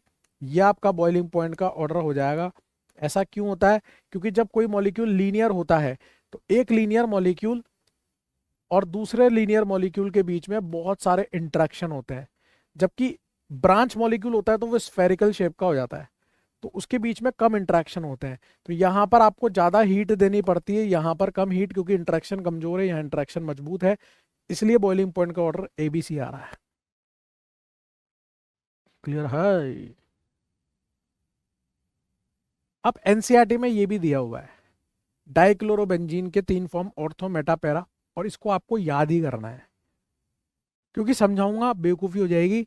ज्यादा डिफरेंस ही नहीं है। आप देखो 453, 446, 448, 2-2 केल्विन, 3-3 केल्विन के डिफरेंस है। क्या कर लूंगा समझा के मैं?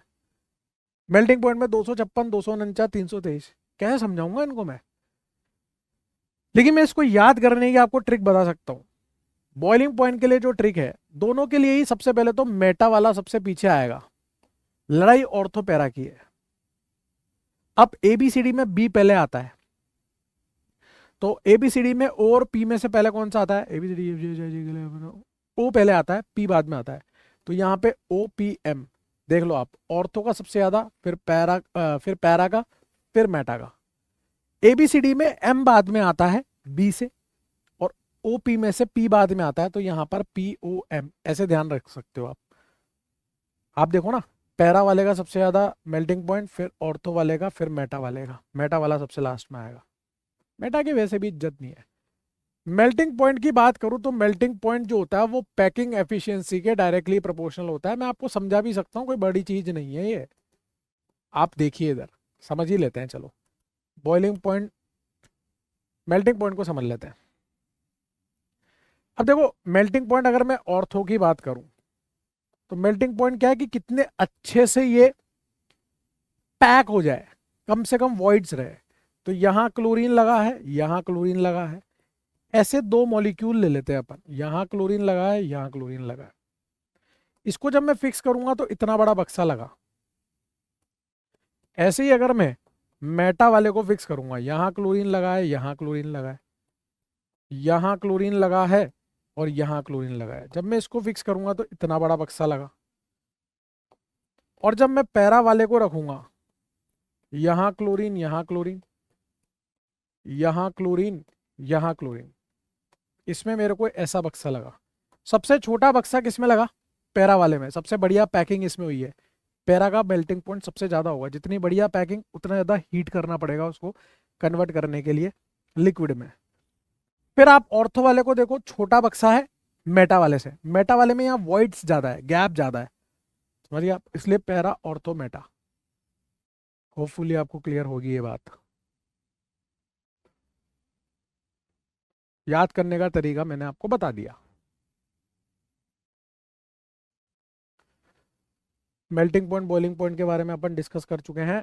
Next, solubility. सॉल्युबिलिटी दो तरह से देखनी होती है, एक तो अपने को पोलर प्रोटिक सॉल्वेंट जैसे वाटर है उसमें, और एक नॉन पोलर सॉल्वेंट में। पोलर प्रोटिक सॉल्वेंट में जो अल्काइल हैलाइड होते हैं वो ना के बराबर ही सॉल्यूबल होते हैं, या कुछ कुछ हो जाते हैं। जैसे SN1 रिएक्शन जो होती है वो पोलर प्रोटिक में ही होती है। तो वो किस में होती है? 3 डिग्री में, या रेजोनेंस या बैक बॉन्डिंग स्टेबलाइज कार्बोकेटाइन में होती है। तो halo alkanes and haloarenes are insoluble और स्लाइटली सॉल्युबल इन वाटर। कुछ ही हेलो एल्केन्स हेलोरेंस सॉल्युबल होते हैं। देखो सॉल्युबिलिटी का सीधा सा फंडा है गुड्डू भैया, कि यहाँ पे वाटर खुद H बॉन्डिंग करके बैठा हुआ है इस तरह से। तो एक तो हमें इसकी बॉन्डिंग को तोड़ना पड़ेगा, कोई ऐसा मिले जो इसकी बॉन्डिंग को कंपनसेट कर पाए। तो वो कौन कर पाते हैं? जब बैक बॉन्डिंग या रेजोनेंस स्टेबलाइज कार्बोकेटाइन बनते हैं तो वही सेटिस्फाई हो पाते हैं, ठीक है ना, तब जाके वो सॉल्यूबल हो पाएंगे पानी में, वरना नहीं हो पाएंगे। नॉन पोलर सॉल्वेंट, अब हेलो एल्केन या हेलो एरेन है तो ऑर्गेनिक कंपाउंड का पार्ट उसके परिवार से है, समझ रहे हो, तो अपने जैसों का साथ कैसे छोड़ देगा। तो नॉन पोलर सॉल्वेंट में ये अच्छा खासा घुलनशील होता है, सॉल्यूबल होता है। They are soluble in organic solvent, benzene, CCl4 etcetera. Organic solvent में ऑर्गेनिक कंपाउंड नहीं घुलेगा तो कहाँ घुलेगा? कितना ही विदेश चले जाओ, कितना ही कहीं चले जाओ, गांव तो गांव रहता है, उसकी मिट्टी की खुशबू अलग ही होती है, समझ रहे हो आप, वैसा वाला सीन है। फिर कुछ इंपॉर्टेंट पॉलीहेलोजन कंपाउंड्स है। पॉलीहेलोजन मतलब जिसमें एक से ज्यादा हेलोजन लगे हो, जैसे क्लोरोफॉर्म, ब्रोमोफॉर्म, आयोडोफॉर्म की बात बताता हूँ मैं आपको। इसमें बहुत कुछ लिखा हुआ है, मैं आपको मुंह से बोल के बता रहा हूँ, आधी से ज्यादा इंफॉर्मेशन तो वहीं से क्लियर हो जाएगी। क्लोरोफॉर्म और ब्रोमोफॉर्म ये दोनों कैसे होते हैं? लिक्विड, और ये एनेस्थेटिक होते हैं, एनेस्थीसिया में काम आते हैं। और आयोडोफॉर्म जो होता है वो सॉलिड, येलो सॉलिड होता है, yellow solid. Iodoform yellow solid, मैंने बोला था ना, कुछ ब्रोमाइड्स या कुछ आयोडाइड्स कलर जनरेट कर लेते हैं सनलाइट में, तो वो आयोडोफॉर्म है, ठीक है। अब क्लोरोफॉर्म, ब्रोमोफॉर्म जो है, पुराने जमाने में डॉक्टर जो है क्लोरोफॉर्म या लाफिंग गैस, इन दोनों का इस्तेमाल करते थे मरीज को बेहोश करने के लिए, है ना। लेकिन इसमें एक चक्कर पड़ता था कि क्वांटिटी का पता नहीं होता था, होश बहुत टाइम में आता था, बेड खाली नहीं हो पाता था, नए पेशेंट को नहीं ले पाते थे। अगर अमाउंट ऊपर नीचे हो गया तो मरीज कोमा में भी जा सकता था, काफ़ी ज़्यादा दिक्कतें थी। आज की तारीख में तो ऐसा हो गया कि आपको एकदम लोकल एनेस्थीसिया देते हैं, जहां पर ऑपरेशन करना है वहां पे आप लाइव देख रहे हो, अच्छा मेरा दिल वाह ऐसा है, ऐसे धड़क रहा है, वाह।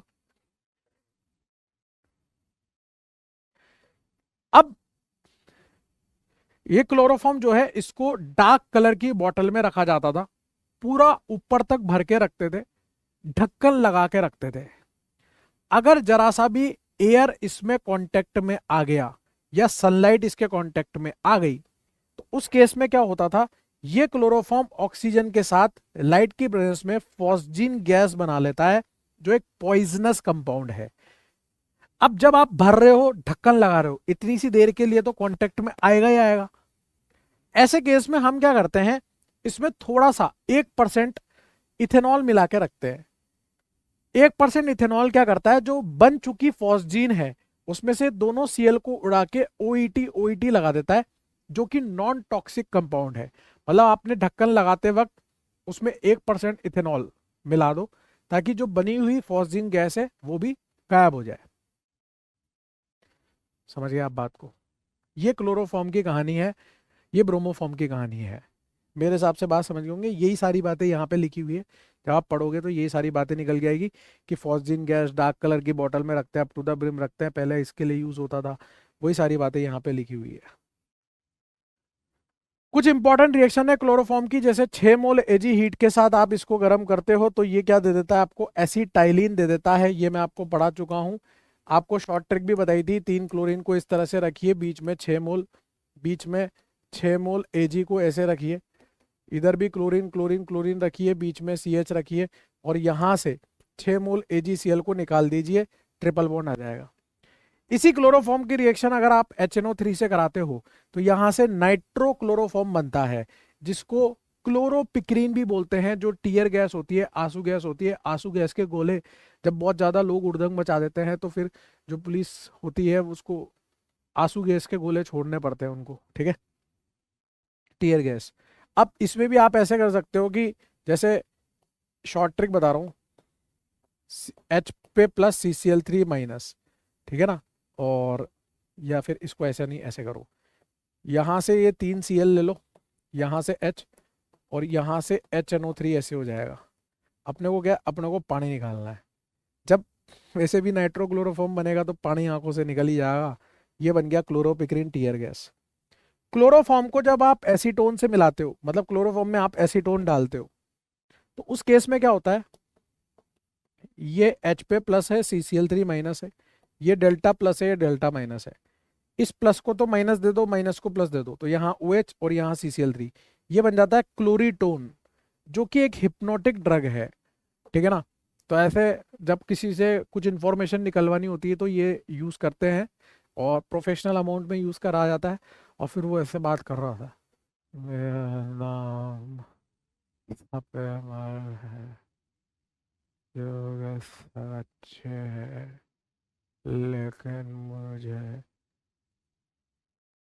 फालतू कमेंट करने के लिए पैसे मिलते हैं, मेरा घर परिवार चलता है, लेकिन मैं हैशटैग समा को सपोर्ट करना चाहता हूँ। समझ रहे हो ना, मतलब हिप्नोटिक ड्रग, ठीक है। तो ये कुछ इंपॉर्टेंट रिएक्शन है क्लोरोफॉर्म की। इसी तरह से आयोडोफॉर्म होता है। आयोडोफॉर्म एंटीसेप्टिक की तरह यूज होता है, ठीक है ना। याद है पुराने वो दिन जब अपन खेलने जाते थे और अपन गिर जाते थे साइकिल से, या कहीं पे अपन पार्क में ऐसे दीवार पे चढ़ रहे हैं, वहां से गिर गए, भागते भागते गिर गए, और अपन छिल जाते थे, छिल जाते थे, लेकिन अपन फिर भी घर आके अपने घर वालों को नहीं बताते थे, क्योंकि ये पता था कि घर वालों को पता चल गया तो और पड़ेगी। फिर रात में याद होता था आपको, रात में एकदम से बहुत दर्द होता था, फिर आप रोते थे तो मम्मी देखती थी, फिर वो आयोडेक्स वगैरह लगा देती थी, या फिर अपने को डॉक्टर के ले जाते थे, और डॉक्टर जो है पीले रंग की एक दवा लगाते थे और पट्टी बांध देते थे। जो वो पीले रंग की दवा होती थी वो होता था आपका टिंचर ऑफ आयोडीन। आयोडोफॉर्म का बेसिक सॉल्यूशन होता था, एंटीसेप्टिक प्रॉपर्टी होती थी, जैसे बोरोप्लस होता है, बोरोलीन होती है, वैसे आयोडोफॉर्म होता है, उसमें एंटीसेप्टिक प्रॉपर्टी होती है। तो स्किन के कांटेक्ट में आते ही वो आयोडीन बनाता है जिसमें एंटीसेप्टिक प्रॉपर्टी होती है। प्योर आयोडोफॉर्म AgNO3 के साथ Ag आएगा, प्रिसिपिटेट देता है डार्क येलो कलर का। ये दो रिएक्शन है, ठीक है ना। जानकारी मैंने आपको दे दी, येलो कलर का सॉलिड होता है आयोडोफॉर्म। CCl4 टेट्राक्लोरोमीथेन, इसको कार्बन टेट्राक्लोराइड भी बोलते हैं। ये पायरीन होता है, इसे पायरीन के नाम से फेमस है। फायर एक्सटिंग्विशर में काम आता है। इस तरह के सिलेंडर्स आपने देखे होंगे, आग बुझाने के काम में आता है, ठीक है। एक होते हैं फ्रियोन्स। फ्रियोन्स क्या होते हैं, आपने ओजोन लेयर डिप्लीशन के बारे में सुना होगा।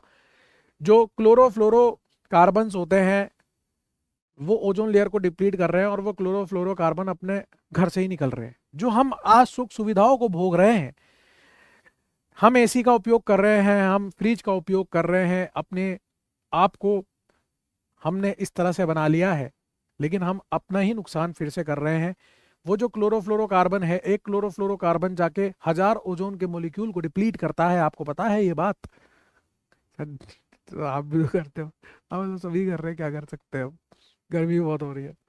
तो वो क्लोरोफ्लोरोकार्बन फ्रियोन्स कहलाते हैं। The chlorofluorocarbon compounds of methane and ethane are called freons, जैसे CCl2F2 C2F4 Cl2। They are produced by aerosol propellant.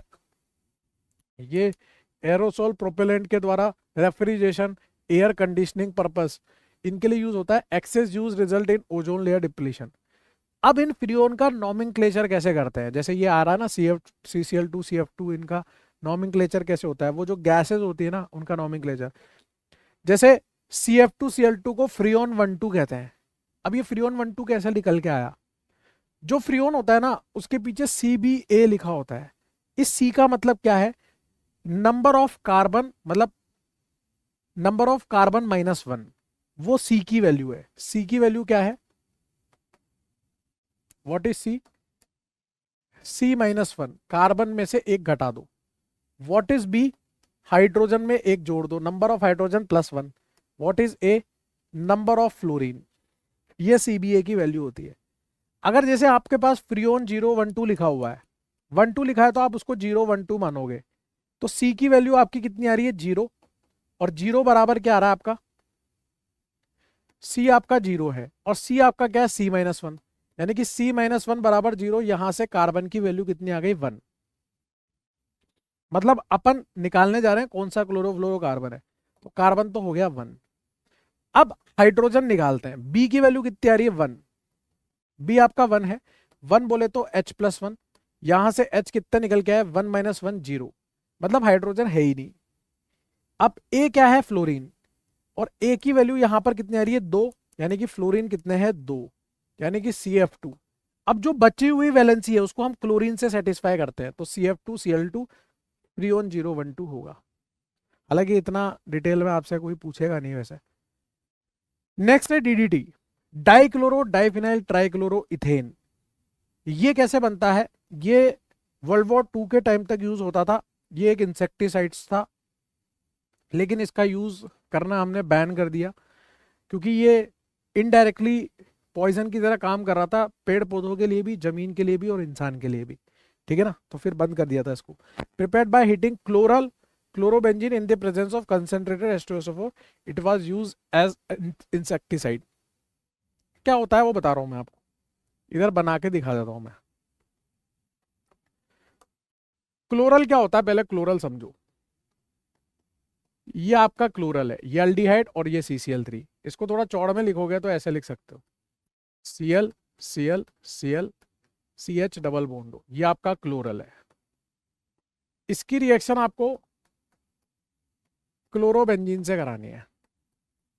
आपने यहां पर 2 मोल क्लोरोबेंजीन ले लिए in the presence of concentrated H2SO4, concentrated H2SO4 के प्रेजेंस में।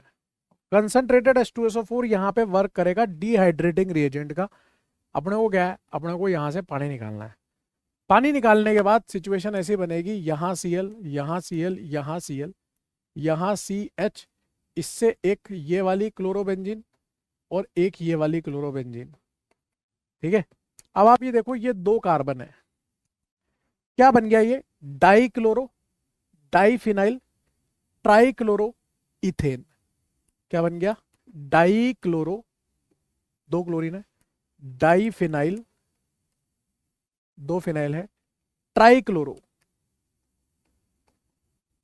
दो कार्बन है तो इथेन, इसको बोलते हैं DDT। फिलहाल बैन है, समझ गए आप।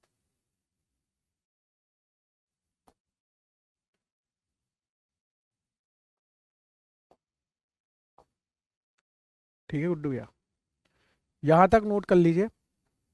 अब अपन ग्रिग्नार्ड रिएजेंट स्टार्ट करेंगे। ये आपका पूरा हेलो एल्केन हेलो एरन खत्म हो गया। हाँ जी सेठ जी, चलें आगे, स्टार्ट करते हैं फिर आपका ग्रिग्नार्ड रिएजेंट, ठीक है ना। चौड़ में हेडिंग लगा लीजिए, चौड़ वाला रिएजेंट है भाई साहब, चौड़ में हेडिंग लगानी पड़ेगी। क्या है साहब, ग्रिग्नार्ड है साहब, क्या है, माहौल है साहब, राजा है राजा, रिएजेंट का राजा, ग्रिग्नार्ड रिएजेंट।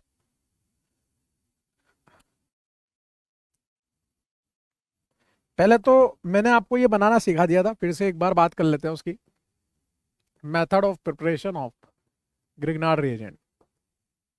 ग्रिग्नार्ड रिएजेंट को शॉर्ट में GR से लिखेंगे। कैसे बनाते हैं, आप लोगे अल्काइल हैलाइड, और उस अल्काइल हैलाइड की रिएक्शन आप किससे कराओगे, मैग्नीशियम ड्राई ईथर के साथ। क्या बनेगा आपका, RMgX बनेगा, RMgX।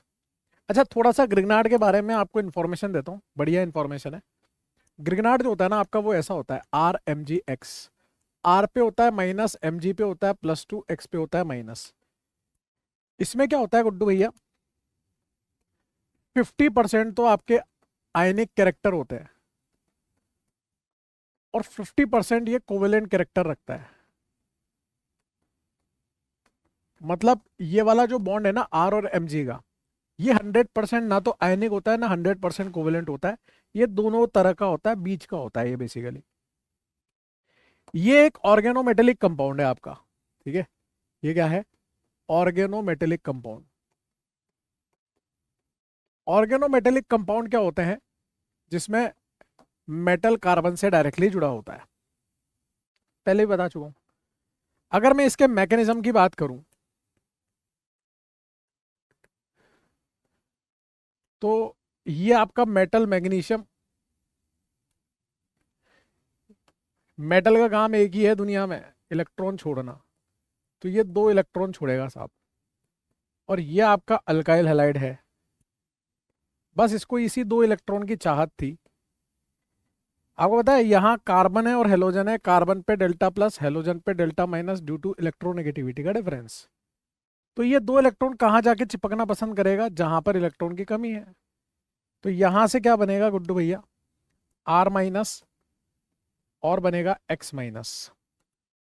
When you combine these two reactions, जब आप इन दोनों रिएक्शंस को कंबाइन करोगे, मतलब ये RX है और ये मैग्नीशियम है, लेफ्ट हैंड साइड के दोनों कंबाइन कर दिया आपने, दो इलेक्ट्रॉन से दो इलेक्ट्रॉन कैंसिल हो जाएंगे, ये R माइनस, ये Mg+2, और ये X माइनस, ये बन गया आपका ग्रिग्नार्ड रिएजेंट।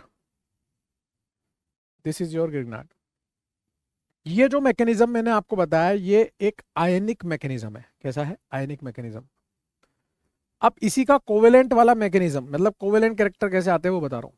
जैसे यहाँ पर ये RX का बॉन्ड है, मैग्नीशियम के जो दो इलेक्ट्रॉन है, एक इलेक्ट्रॉन और दूसरा इलेक्ट्रॉन, वो इसको यहां से होमोलिटिकली ब्रेक करते हैं, ये डॉट और ये डॉट, इस डॉट से ये कंबाइन, इस डॉट से ये कंबाइन, तो वो कोवेलेंट कैरेक्टर भी शो करने लग जाता है ना, दोनों की तरह बिहेव करता है। फिर यहां पर ही मैं रेट की बात कर लेता हूं, है ना, rate, rate of formation of Grignard reagent, वो किन बातों पे डिपेंड करता है, जितनी जल्दी ये RX का बॉन्ड टूटेगा यहां से, भाई मैग्नीशियम तो अपने इलेक्ट्रॉन देके फ्री हो गया ना, जितनी जल्दी RX का बॉन्ड टूटेगा उतनी जल्दी ग्रिग्नार्ड फॉर्म होगा। तो यहां से inversely proportional to bond energy of RX bond. अब बॉन्ड एनर्जी क्या क्या ऑर्डर होता है, bond energy of R X, अगर मैं R F, R C L, R B R और आर आई की बात करूं, तो ये 2p 2p 2p 3p 2p 4p 2p 5p, ये मजबूत बॉन्ड है, इसकी बॉन्ड एनर्जी ज्यादा है। तो यहां से जो रेट आएगी, रेट ऑफ फॉर्मेशन या प्रिपरेशन ऑफ ग्रिग्नार्ड रिएजेंट, वो क्या निकल के आएगी, आर आई की आर बी आर से ज्यादा, आर बी आर की आर सी एल से ज्यादा और आर सी एल की आर एफ से ज्यादा। ये बॉन्ड जल्दी टूटेगा, जल्दी ग्रिग्नार्ड बनाएगा। इतनी बातें तो पहले नोट कर लो, ये तो अपन ऑलरेडी पढ़ चुके हैं, अब कुछ नई बातें करेंगे अपन।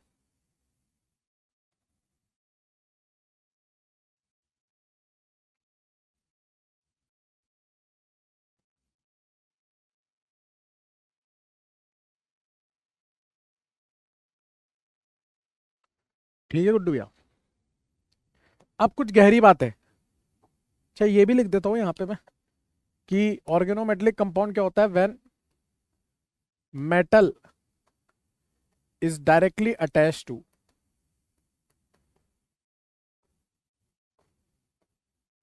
कार्बन। जब मेटल कार्बन से डायरेक्टली अटैच होता है तो उसे ऑर्गेनोमेटेलिक कंपाउंड बोलते हैं। ठीक है, कुछ गहरी बातें कर लेते हैं अपन।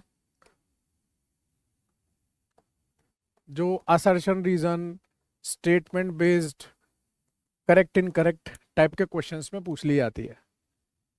एक गहरी बात तो अपन रेट वाली कर ही चुके हैं, दूसरी गहरी बात यहाँ पे पहले नंबर पे लिख लेते हैं अपन। ग्रिग्नार्ड रिएजेंट जो है उसको हम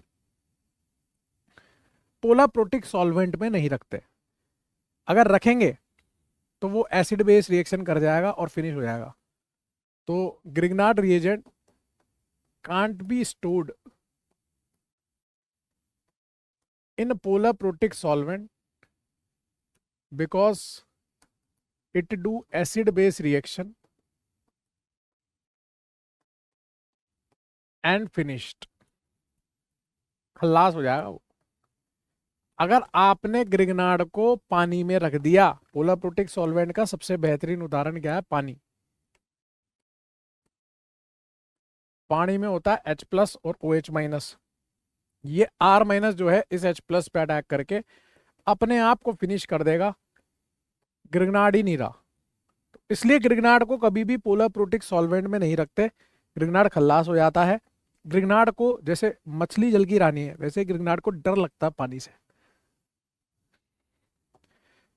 तो ग्रिग्नार्ड को किस में स्टोर करते हैं, आपने देखा मैग्नीशियम ड्राई ईथर, ग्रिग्नार्ड को हम ड्राई ईथर में स्टोर करते हैं। उसका रीजन क्या है कि जो ईथर होता है ड्राई कंडीशन में, अगर पानी वाली कंडीशन में हुआ तो निपट ही जाएगा। ईथर का बॉइलिंग पॉइंट ग्रिग्नार्ड से कम होता है, तो ईथर जल्दी उड़ जाता है। अभी समझाता हूं, चलो एक मिनट रुक जाओ। Grignard reagent is stored in dry ether as ether has lower boiling point than Grignard reagent, so it protects Grignard from moisture present in air। जो एयर में मॉइस्चर प्रेजेंट है, ग्रिग्नार्ड इतना रिएक्टिव है कि हवा में मौजूद नमी से भी रिएक्ट कर लेता है गुड्डू। अब हम ग्रिग्नार्ड को किस में स्टोर करते हैं, हम स्टोर करते हैं, ये आपका ग्रिग्नार्ड रिएजेंट है RMgX, इसको ड्राई ईथर में। क्यों? क्योंकि ईथर का बॉइलिंग पॉइंट ग्रिग्नार्ड से कम है, तो वो पहले उड़ जाता है इस तरह से और एक कवर लेयर बना देता है, इस तरह से लेयर बना देता है। वो प्रोटेक्ट कर रहा है ग्रिग्नार्ड को, जो हवा में मौजूद नमी है, मॉइस्चर है, उससे प्रोटेक्ट कर रहा है वो ग्रिग्नार्ड को। इसलिए हम ईथर में स्टोर करके रखते हैं, ड्राई ईथर में।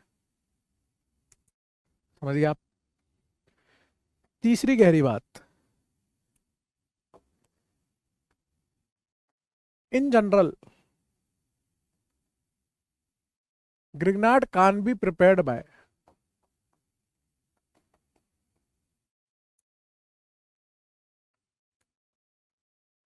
डाई हेलाइट्स, ग्रिग्नार्ड को हम डाई हेलाइट से प्रिपेयर नहीं कर सकते, मतलब दो हेलोजन लगे हों किसी में तो उससे ग्रिग्नार्ड नहीं बन पाता है। अभी मैं उस बात को भी प्रूव कर दूंगा, पहले आप इतना नोट कर लीजिए। कुछ क्वेश्चंस करेंगे फिर आगे बढ़ेंगे केमिकल प्रॉपर्टीज की तरफ।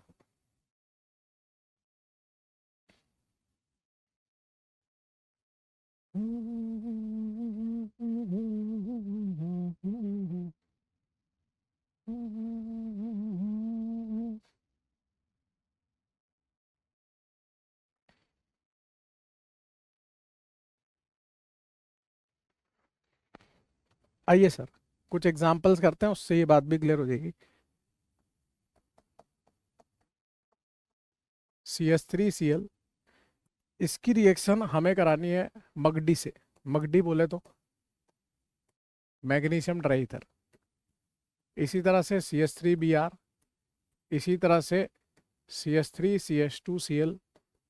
ऐसे ही आप यहाँ पर ये ले लीजिए, यहाँ पर आप ये ले लीजिए, ठीक है।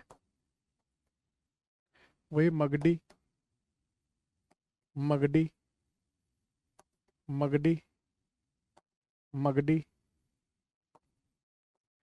इसकी रेट है R1, इसकी रेट है R2, इसकी रेट है R3।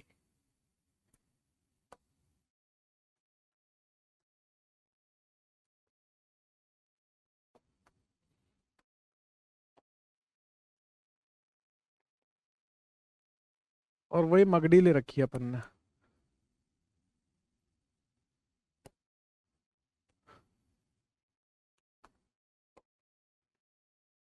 करिए, R1 R2 R3 भी आपको कंपेयर करना है। आपने वहां पे देख ही लिया किस तरह से अटैक होता है पीछे से, SN2 टाइप का अटैक था वो।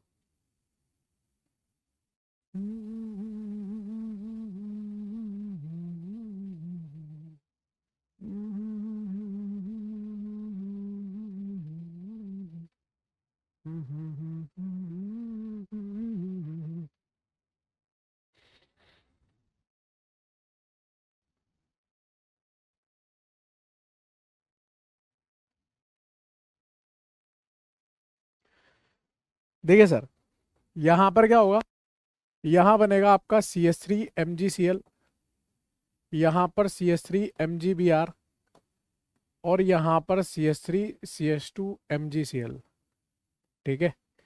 अब जल्दी से क्लोरीन और ब्रोमीन में से कौन सा टूटेगा? ब्रोमीन, ये बॉन्ड वीक है तो R2 तो सबसे आगे आ जाएगी।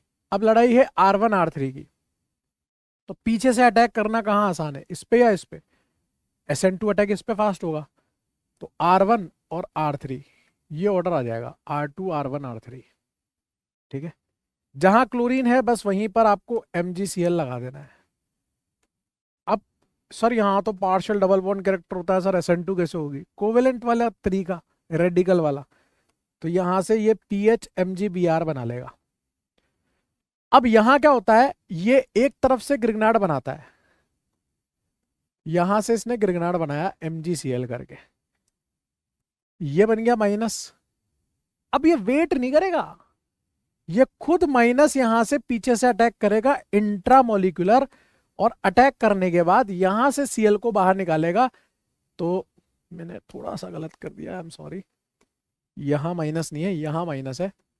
ये यहां से अटैक करेगा, 1 2 3 4 5 6 मेंबर की रिंग बन जाएगी। कहाँ है ग्रिग्नार्ड? कहाँ है? कहाँ है ग्रिग्नार्ड? कहाँ है?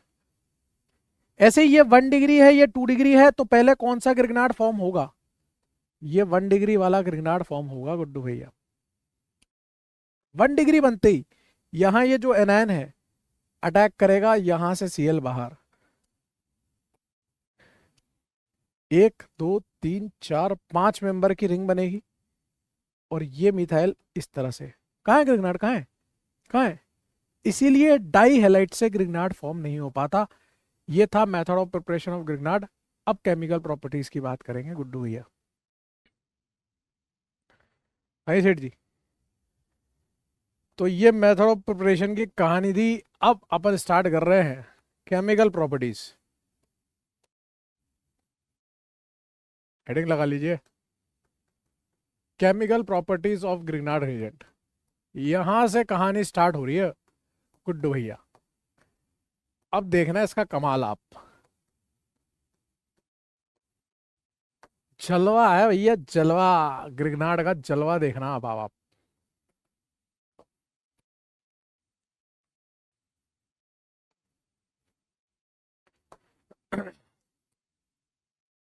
जो आपका ग्रिग्नार्ड रिएजेंट है RMgX, R पे माइनस Mg पे +2 X पे माइनस, ये क्या जनरेट करता है? R माइनस जनरेट करता है।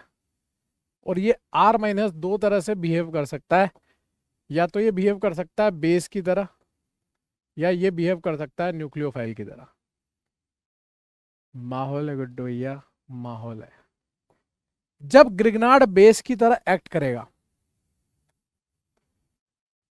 Grignard reagent act as base, तो वो कौन सी रिएक्शन करेगा?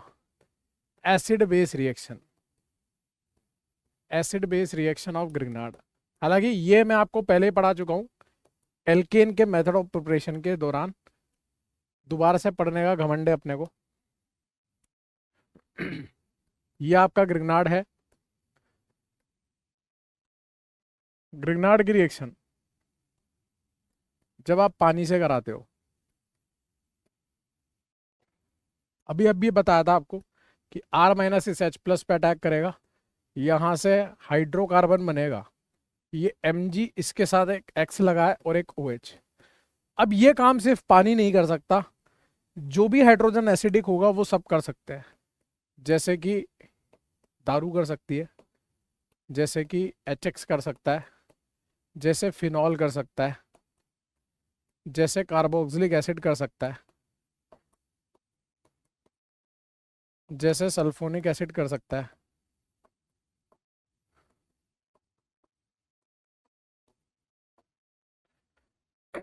जैसे कि आपका टर्मिनल एल्काइन कर सकता है, जैसे कि आपका NH4Cl कर सकता है। इसके अलावा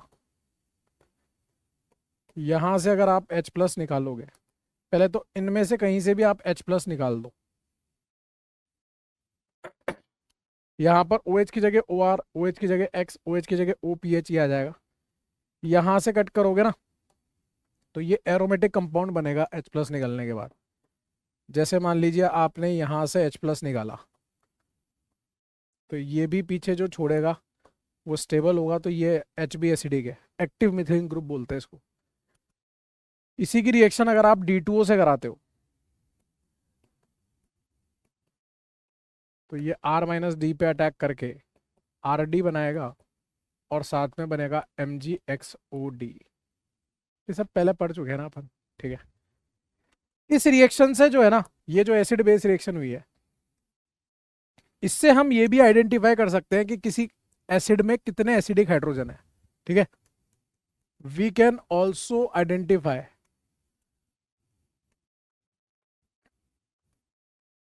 number of acidic hydrogen in any acid by taking excess of Grignard reagent। आप ग्रिग्नार्ड रिएजेंट को एक्सेस में ले लीजिए, जितने मोल ग्रिग्नार्ड के इस्तेमाल होंगे उतने एसिडिक हाइड्रोजन उसमें होंगे। And this method is known as, इस मेथड को क्या बोलते हैं?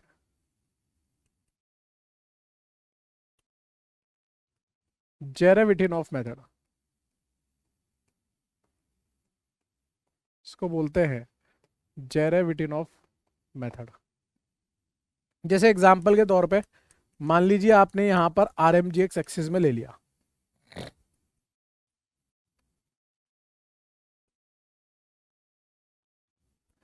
अब आप इसको H2SO4 से ट्रीट कर रहे हो, या फिर आप इसको H3PO4 से ट्रीट कर रहे हो। आपको क्या आइडेंटिफाई करना है कि number of moles of Grignard reagent, और आपको बताना है नंबर ऑफ एसिडिक हाइड्रोजन। इसमें भी आपको बताना है और इसमें भी आपको बताना है। तो यहां से 2 मोल RH बनेगा,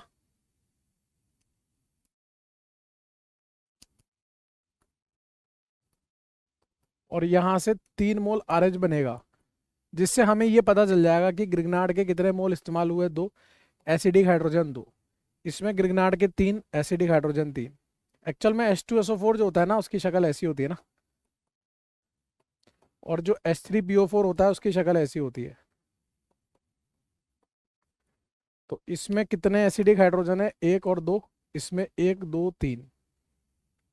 ये कहानी है जब ग्रिग्नार्ड जो है बेस की तरह ट्रीट होता है तो वो एसिड बेस रिएक्शन शो करता है। ये अपन पढ़ चुके हैं पहले ही।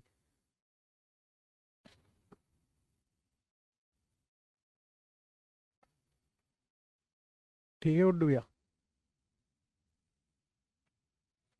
ये अपन पहले ही देख चुके हैं ना, नोट कर लीजिए आप।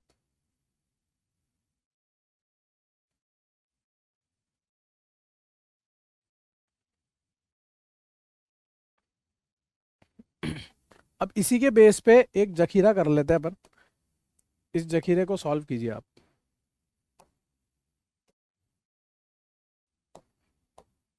इसको सॉल्व कर लीजिए पूरा, पोज करके आराम से देख के तसल्ली से।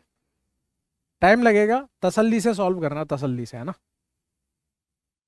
एक नंबर चीज है।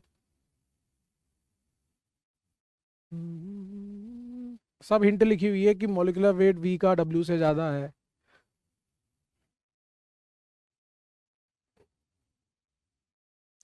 ठीक है सर, पोज करके करना था आपको।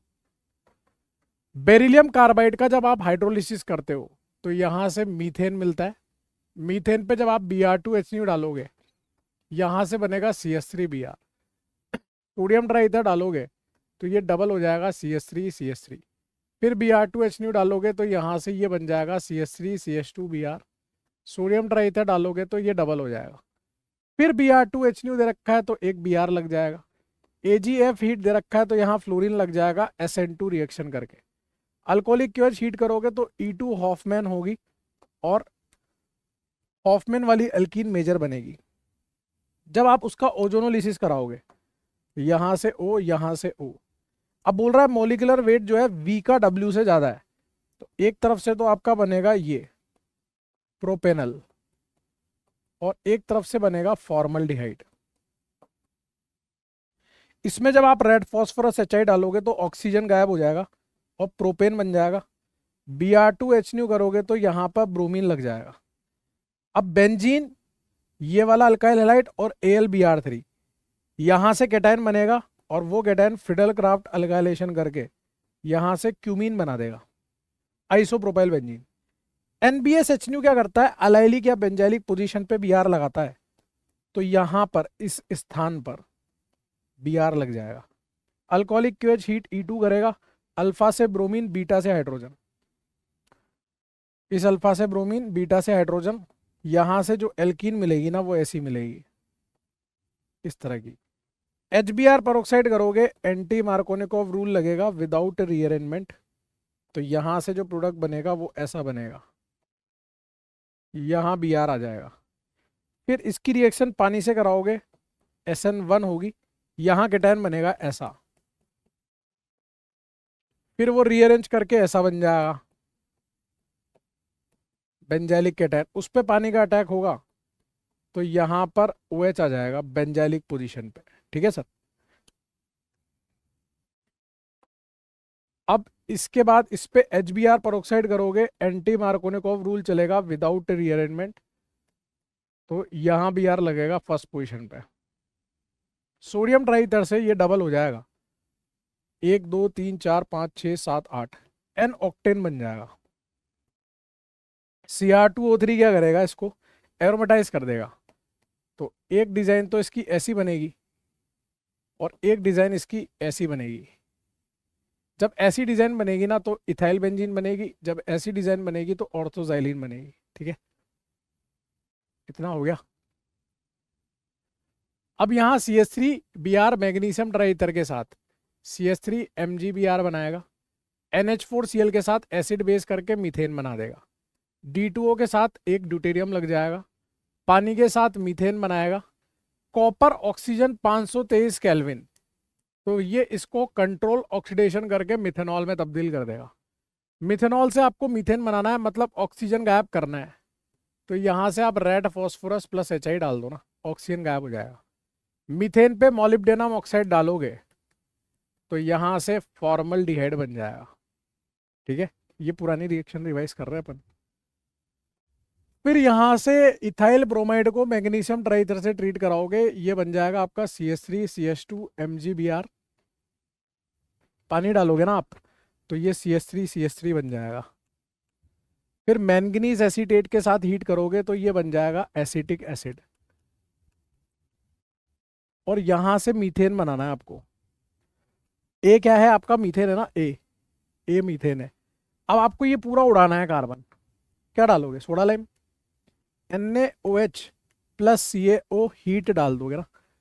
अब U से आपको ये बनाना है C, मतलब कार्बन मेंटेन रहना चाहिए, तो आप इसमें डालोगे रेड फॉस्फोरस प्लस HI, जो सिर्फ ऑक्सीजन गायब करेगा। कुछ बचा तो नहीं, देखो जरा।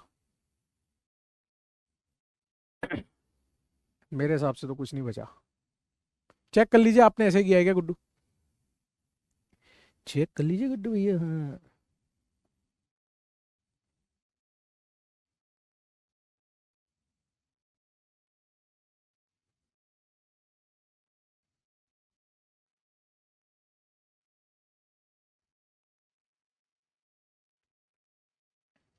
चले आगे। कुछ बचा तो नहीं ना भाई? ठीक है। अब ये तो था जब ग्रिग्नार्ड रिएजेंट आपका बेस की तरह बिहेव करे। अब ग्रिग्नार्ड रिएजेंट अगर आपका न्यूक्लियोफाइल की तरह बिहेव करे गुड्डू,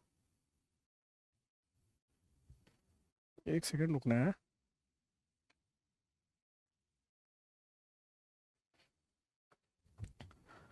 चलिए, GR@S न्यूक्लियोफाइल। अब जो तबाही मचाएगा वो देखो आप, कुछ नहीं छोड़ेगा भाई। और यही आपका शॉर्ट नोट्स भी है एक तरह से। 1 2 3 और 4। एक रिएक्शन ये शो करेगा आपका न्यूक्लियोफिलिक सब्स्टिट्यूशन रिएक्शन, जिसको बोलते हैं SN रिएक्शन। अभी मैं यहां कुछ लिखूंगा। एक रिएक्शन ये शो करेगा nucleophilic addition reaction, NAR reaction. एक रिएक्शन शो करेगा substitution nucleophilic addition then elimination, इसको बोलते हैं SNAE। और एक miscellaneous reactions.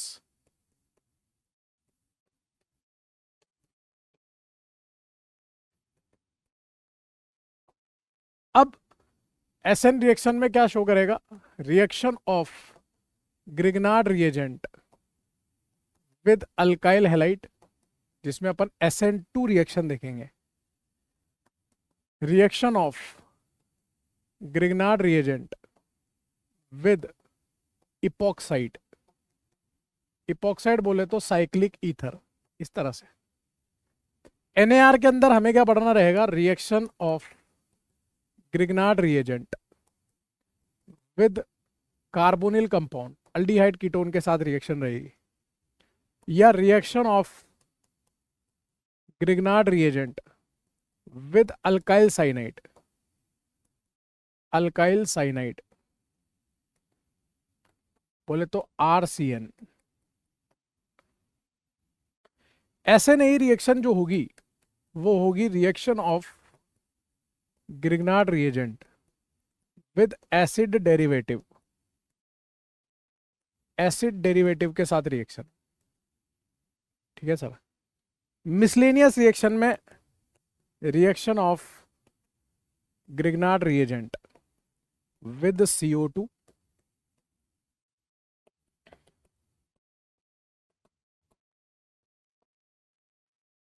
Reaction of Grignard reagent with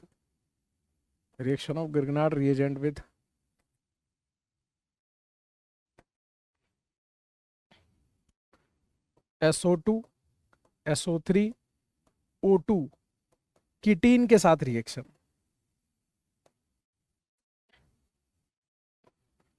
और एक reaction of Grignard reagent with NH2 leaving group. इतनी रिएक्शंस हमें देखनी है जब ग्रिग्नार्ड न्यूक्लियोफाइल की तरह बिहेव करेगा। ये पूरा कच्चा चिट्टा है जो हमें ग्रिग्नार्ड के लिए पढ़ना है गुड्डू भैया। नोट कर लीजिए आप इसको गुड्डू भैया जी, ठीक है।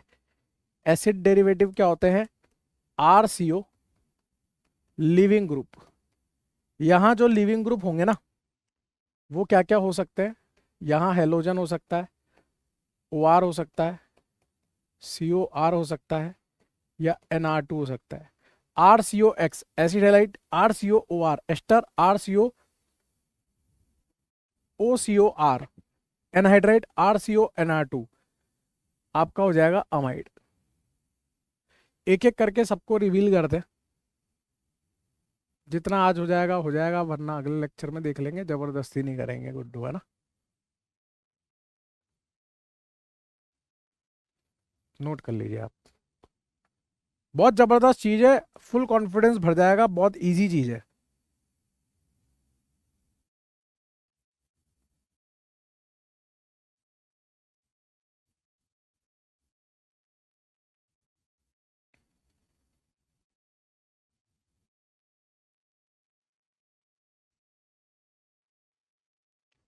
आइए सर, एक बहुत तगड़ी चीज बता रहा हूं आपको, गहरी बात। गहरी बात कहां से आती है? आपके छोटे भाई YJ के जखीरे से। मतलब आप पढ़ने से पहले क्वेश्चन सॉल्व कर दोगे। क्या बात कर रहे हो सर? और क्या, all functional group, RCO leaving group, CO leaving group, और NH2 लिविंग ग्रुप।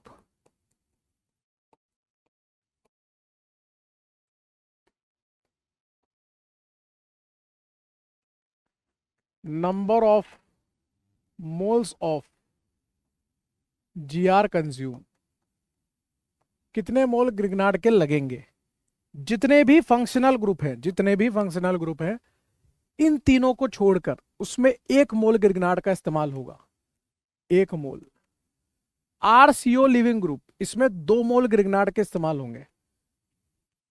दोनों तरफ लिविंग ग्रुप लग जाए, इसमें 3 मोल ग्रिग्नार्ड के इस्तेमाल होंगे। NH2 लिविंग ग्रुप, इसमें 2 मोल ग्रिग्नार्ड के इस्तेमाल होंगे। मतलब मैक्स टू मैक्स आपके कितने मोल ग्रिग्नार्ड लग सकते हैं? 3 मोल, मिनिमम 1 मोल लगेगा। लिविंग ग्रुप अभी मैंने आपको बता दिया, हेलोजन हो सकता है, OR हो सकता है, OCOR हो सकता है, और NR2 हो सकता है। बाकी एल्डिहाइड हो, कीटोन हो, अल्कोहल हो, कुछ भी फंक्शनल ग्रुप हो, उसमें 1 मोल खर्च होगा, ठीक है। इसके अलावा जो आपके 3 या 4 मेंबर साइक्लिक ईथर होते हैं, ऐसा वाला या ऐसा वाला, 3 या 4 मेंबर के जो साइक्लिक ईथर होते हैं वो अनस्टेबल होते हैं, इनमें एंगल स्ट्रेंथ बहुत ज्यादा रहता है, ठीक है ना। तो ये ग्रिग्नार्ड के साथ रिएक्ट करते हैं और उसमें 1 मोल ग्रिग्नार्ड कंज्यूम हो जाता है। तो 3 और 4 member cyclic ether are unstable due to angle strain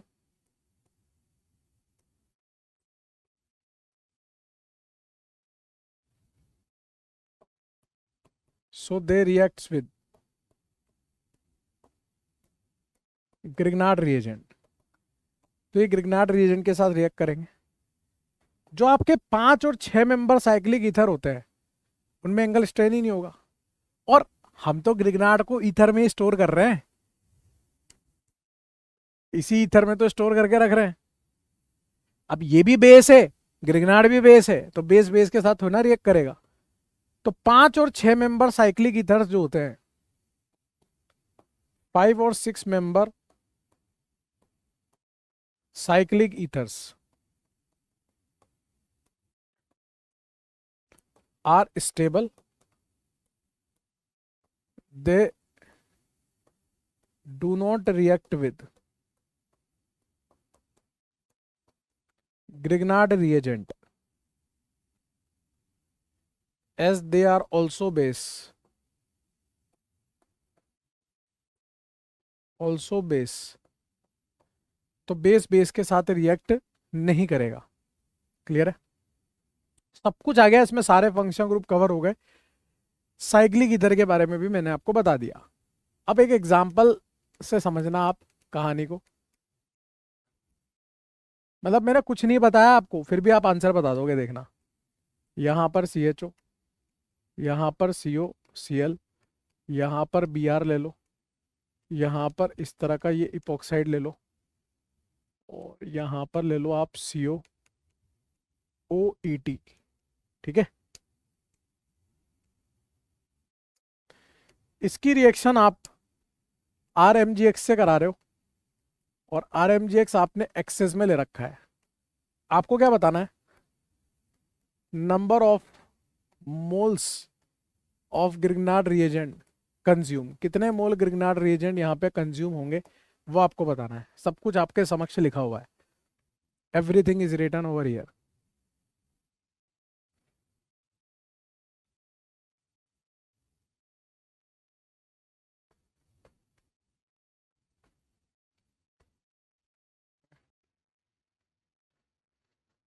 समझ गए दोस्त? अब देखो यहां पर आपने क्या किया होगा, ये कितने मोल खाएगा? 1 मोल अल्डिहाइड है ना। ये कितने मोल खाएगा? 2 मोल एसिड हैलाइड, मतलब RCO लिविंग ग्रुप है, ये लिविंग ग्रुप। ठीक है? फिर अल्काइल हैलाइड 1 मोल खाएगा। 1 मोल आपका इपोक्साइड खाएगा, 3 मेंबर वाला है। फिर ये आपका कीटोन है, ये 1 मोल खाएगा। ये फिर से आपका वही RCO लिविंग ग्रुप वाले बात आ गई, ये 2 मोल खाएगा। तो 2 3 4 5 6 7 8, कितने मोल लगेंगे टोटल? 8 मोल लगेंगे गुड्डू भैया। 8 मोल्स, टोटल 8 मोल लगेंगे। क्लियर है?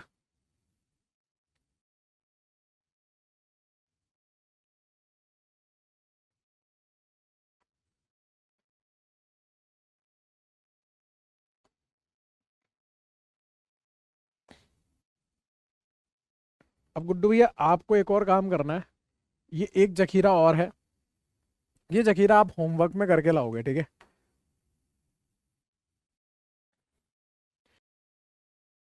ठीक है? तो होपफुली अच्छे से लेक्चर समझ में आ गया होगा।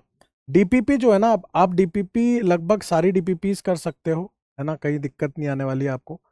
मॉड्यूल अभी आप हाइड्रोकार्बन का ही रखो, फिर ग्रिग्नार्ड विग्नार्ड पढ़ लें, उसके बाद देखेंगे मॉड्यूल। एनसीईआरटी आप पूरी हेलो एल्केन की। अगर स्लाइड में होमवर्क होगा तो मैं यहाँ पे लिख दूंगा कि भाई होमवर्क है कि नहीं है। ठीक है? बाकी नेक्स्ट लेक्चर में मैं आपको PYQs अटैच करके दूंगा इसके नीचे। ठीक है? और बाकी हैशटैग समझ चलते रहना चाहिए। अभी 2 लेक्चर का और हेलो एल्केन्स हेलो एरेंस बचा हुआ है, उसके बाद बाकी सब आपको पता ही है, बार बार बोलने का कोई सेंस नहीं है ना? तो नेक्स्ट लेक्चर में मुलाकात करते हैं गुड्डू भैया, है ना? धन्यवाद सेठ जी।